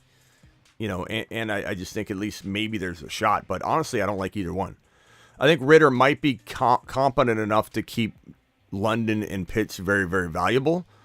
So hopefully that's the case. But guess what? They got Heineke. In a worst case scenario, Heineke could go in and at least deliver the football around. I do kind of like Heineke. I think Heineke could be a potential nice little signing for them. I would have liked Mike White in a way. Even though I wouldn't want him to sit behind Ritter. And I think he'll sit behind Tua less time than Ritter, because I think Tua's not going to stay upright. But hope I'm wrong on that. But that's how I feel. And I'm sorry, I know that hurts your feeling, Don, but I just there's nothing you can't change my mind on Jimmy, because I'm using my eyeballs. I'm not using any sort of data that you're probably looking at, and you're saying, oh, but the wins. I'm not. That's not how I evaluate Jimmy. I hear you. I just have a hard time putting players like who've only had one good season. I know Jimmy hasn't had, statistic-wise anyways, hasn't had a season like what Geno just had this past season. I get that. But I'm just talking about in terms of just when I'm watching them both play, the eyeball test, I mean, yes, the athletic ability of Geno is definitely superior than Jimmy, but I'm just talking about the quick release that Jimmy has, just his ability. And I see him go through his progression. And you said he just, if he can't hit his first guy, then automatically he bails. I mean, I don't see that. I've seen him, he checked down quite a bit whenever he did play this past season. And that's kind of what he's been known for, right? Just to check down. First read check down. First read, here you go, running back. Like, I mean, that's not, he's not going through the whole progression. He doesn't get through it all. I think he's got a quick release, but that isn't like necessarily a positive thing. It's like, hey, this design play, quick release to Debo, boom. There's nothing downfield. I mean, we could go over and over. I know no one wants to hear about it anymore, so let's move on from it. But you have no way you're going to convince me about Jimmy G. I've looked at too much to you're not going to get me saying, oh, I did, like I've seen all that I need to see. Like, could I be wrong on my analysis? Sure. But I assure you, I've looked into it to the extreme degree, and that's just the assessment I have. But hey, bro, trust your gut. And if Jimmy balls out in Las Vegas, I want you calling back and telling me about it, okay? I want you on here trying to brag and all that and rub it in my face. But I firmly believe it's going to be a disastrous call for you. I don't think this is going to go well for you. I think you're going to call up and go, well, Smitty, didn't work out. We should make a membership bet, Smitty. Do it. I can't even remember, though. I don't even remember those. Make a membership bet. I would if I remembered it, but I won't remember it. And then I won't know how to collect because I won't remember it happened. I guess I could write it on the board or something, but I won't let you forget, Smitty, because I'm going to come out on top. Okay, so what's the thing? Let's go. Do you have a lifetime membership, or even this? I'll give you a $99 lifetime membership on the fantasyfootballshow.com. If I'm wrong, then you never pay for content again. It doesn't include the text device or anything, but it's the content, rankings, bold predictions, all the written stuff for free, lifetime, $99 value. Or if you're wrong, you buy the 35, or if you want the text device, the $75 package for 2024. What is the challenge? You name it. All right, let's make something reasonable here. I predict it's gonna go low. That Jimmy G. Is it a prediction? Is that what you're looking for? I mean, let's just say the chat votes. Is he a good quarterback? Is he a good quarterback in 2023? Let's just have the chat vote. Well, not now. Right. We'll have the chat vote at the end of the year. See who wins. Okay. If they say, all right, cheeks, thumb down, bum, got hurt. And no injury clause. Don't even bring that. That's all part of the package. He has no shot for a lot of reasons. So the chat will decide: is he good or bad? What if you do like top 15 quarterback, right? Kind of you're saying he finishes. Yeah, but like what stats? Is it fantasy? Is it like I say we just say, is he good or bad? And let the chat decide. Because I highly doubt he's going to get a good. Someone might say he's okay. If he had let's say he had as good a year as he could have, it's not going to be good, but we'll see. All right. All you got to do is get a good. You don't have to get amazing or elite. You just got to get people in the chat to be like, yeah, he's good. Like Geno would get good. A lot of guys would be rated good. And you could that's the deal. That sounds good. Yeah. I mean, I feel bad for you, but hey, you're getting a product out of this. You're not. It's not like you're getting a content membership out of this for $35. So you'll be fine. Jimmy G D+. Yeah, it could even be a rating. It could be he's got to get a C+ or higher. Hey, I don't want Terry Roberts voting though, because he's already been hating on me all talk show or all of the live. Terry's he's a lovable guy. Terry says, yeah. Terry. Terry will keep it legit. All right, let's move on. Zach Wilson's a better better than A-Rod. Can we discuss? Wait, hold on. Can we discuss this matchup? Prince, come on, bro. Zach Wilson's like, they're not even sure what to do with him. And if he was a better quarterback, why are they trading draft capital for Aaron Rodgers? Come on, broski. Get real. You're not going to get anybody, Prince, that's going to talk about Zach Wilson right now. Zach Wilson's cheeks above all cheeks, bro. Jimmy G's better than Zach Wilson. Yeah, right. I think Zach Wilson, I think he lost a lot of his confidence, and I don't know that it's ever coming back. I think the only confidence he has is when he's around your mothers, and that's about it. Like he doesn't have any of that moxie anymore. It's so hard to get back once you lose it. He'd have to go to a new situation because he's looking over his shoulder. He's going to be worried every time he hits the field. He needs a new environment, and he needs it now. If he ferments on the bench for another year or two, it's going to fall away, and he's not going to ever get it back. But if Zach Wilson, let's say, is good, and it's just hiding in there, he's got to get out. He can't be put in this situation because he's going to be set up to fail. Sam Darnold or Jimmy G? Let's stop with the Jimmy G. Because all we do is go down the same. Raiders should have signed Phillip Rivers over Jimmy G. Hey, Phillip Rivers wanted to potentially come back, and he's still youngish, you know. And another one's Andrew Luck. Can you imagine if Andrew Luck wanted to come back to football? That guy was what? We looked it up the other day. He's like 34 years old, 33, 34, something like that. Crazy. You'd think Andrew Luck would be like 50 by now because he's been out for so long, but he walked away so early. Mac Jones better than Jimmy Garoppolo. I don't know about that. Yeah, I think both of them are horrible. I think Zappy's better than both of them. The Jimmy G disrespect is out of control, says AC. That's because you're a Niner fan, AC. That's why it feels so out of control. Casey, if Mac Jones has weapons, he'll be decent. I don't know how I feel about Mac. I don't believe in him. Could he prove me wrong? Maybe. But I think Zappy starts at some point. Don't you guys think? Yeah. Yeah, Zappy's going to start by the end of the season, guaranteed. I mean, Mac's just kind of like I don't know what it is about him. I don't think he's got that it factor at all. At all. He also doesn't have a lot of weapons, though. You could argue that like Lamar, he's been set up to fail. You could kind of say, right? So, but regardless, I don't feel like he's got it. At least with some other quarterbacks that haven't had weapons, you've at least been like, okay, Fields was still doing it. You know, Fields still looks the part. Whereas I don't feel that way about. All right, guys. Don Draper, you got 10 seconds. Go. I wanted to ask you, actually, where do you think Baker Mayfield ends up?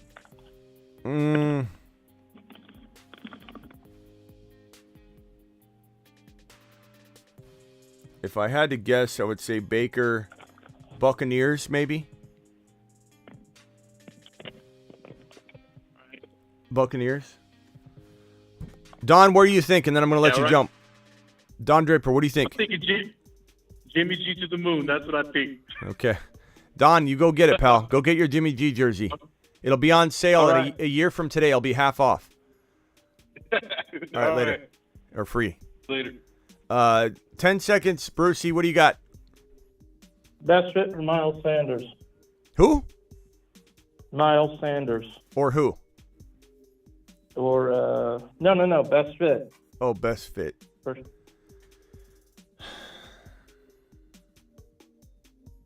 Because the Dolphins just re-signed their running backs. I thought he was going there. The Dolphins could scoop up 3 of them. That's the way Miami Mike is. I think, the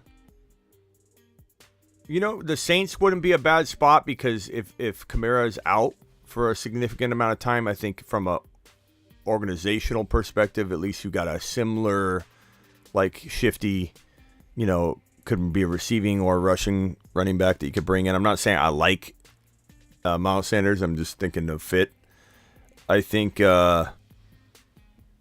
Chicago could look at him, but I don't know. I don't think they will. I think they want to make a splash. I think Chicago is going to be everybody's division winner by September. I think now everyone's making fun of it. Everyone's going to pretend they didn't make fun of it because they're going to make bigger moves, and people are going to go, well, I didn't know they were going to get Austin Eckler. Commanders no, Giants no, Cowboys no, Eagles maybe bring him back. I don't think maybe he goes back. Who knows? But I don't think so. Broncos may look at it and just say, hey, we got Penny, we got Sanders, and then we'll have Javonte. Who knows? I mean, it's possible. If Eckler gets traded, the Chargers, I could see him landing on a team where we're like, crap, but then again, we won't be too worried because he's not necessarily going to take the job from a better running back, but could he land in a cloudy spot? I think that's possible. Like, could New England bring him in or something? Because they're losing Damian Harris. I could see Sanders signing with New England. And then I could see Bill drafting another rookie running back on top of that. So that's what concerns me about Ramondre, a little bit. All right, Brucey, appreciate you. I'll be live tonight drafting, okay? Yep. See ya. All right, later. Ron Navy, final thoughts. Yeah, Baker to Arizona, maybe. Maybe. That might not be a bad idea. Thank you, Terry. Appreciate your hard work today. Yeah, that's going to be good. I mean, the quarterback, let's see, we got to fix this up, don't we? We got a lot of things that have happened here. So, Carr, we've got Jimmy G off the board. Let me correct this real quick. Let me put Jimmy G. He's gone and off the board. Mike White is off the board.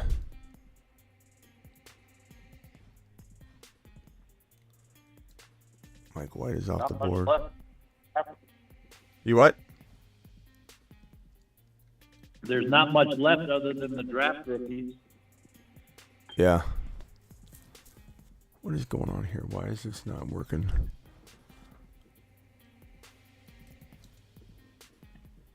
I'm going to have to restart. It's not working. But anyway, yeah, we got... Winston, he's staying with New Orleans from what I heard. Brissett would be good in Arizona. I think the Cardinals should go after Brissett. I think we could win games with him potentially.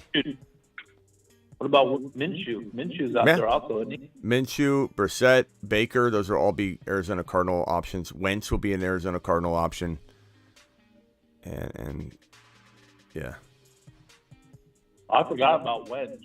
Yeah. And Wentz can sign today. Well, I mean, everybody's announcing today, but I mean, he could officially, actually sign 100% today if he wanted, but no one even looked into it. But all right, Ron, hey, I'll be back tonight, and we'll do some drafting. Sounds good. All right, later, Ron. Appreciate you. Yep, later. Ron Navy, everyone. Ron Navy. All right, I'll be back tonight, 7. I'll be back tonight, midnight Eastern, to do live drafting. Let me drop that link one more time. Underdog Fantasy, promo code Smitty. Here's the link in the live chat. It's in the description as well. Guys, that's why my keyboard isn't working. It's out of battery. All right, I got to charge it. Okay. That's why that wasn't working. There you go. Underdog Fantasy, promo code Smitty. It's in the description of every video, but it's also right there in the chat. If you're not signed up ahead of time using that link, they'll match up to $100 on your first deposit at Underdog Fantasy. You won't be able to participate. You won't be able to sign up in enough time to get in the draft. We'll be drafting tonight at midnight on Underdog Fantasy Best Ball Drafts with the rookies included. These are not mock drafts. These are real drafts. We might do a private league and one draft at the same time, side by side. I will see you all tonight.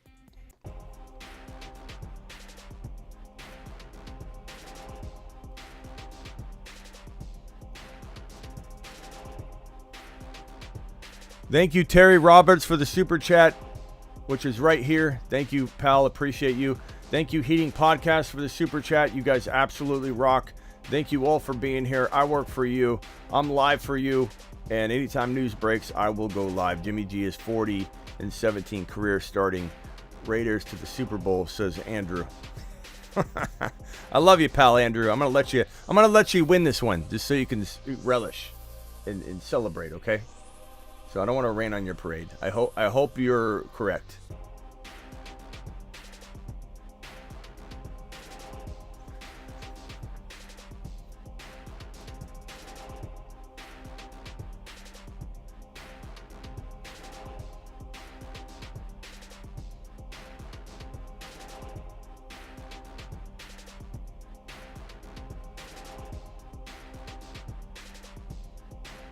I think Fitzy's onto something there, because I think it could happen.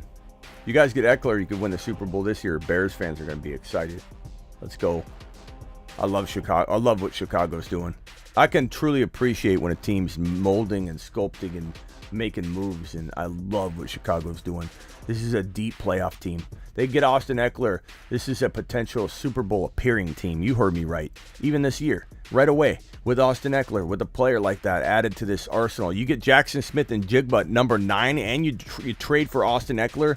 Super Bowl potential appearance for the Bears. Honestly, I don't know that I'd put him as my Super Bowl pick or even champion, but I would say that the conference championship, at least appearance, conference championship appearance.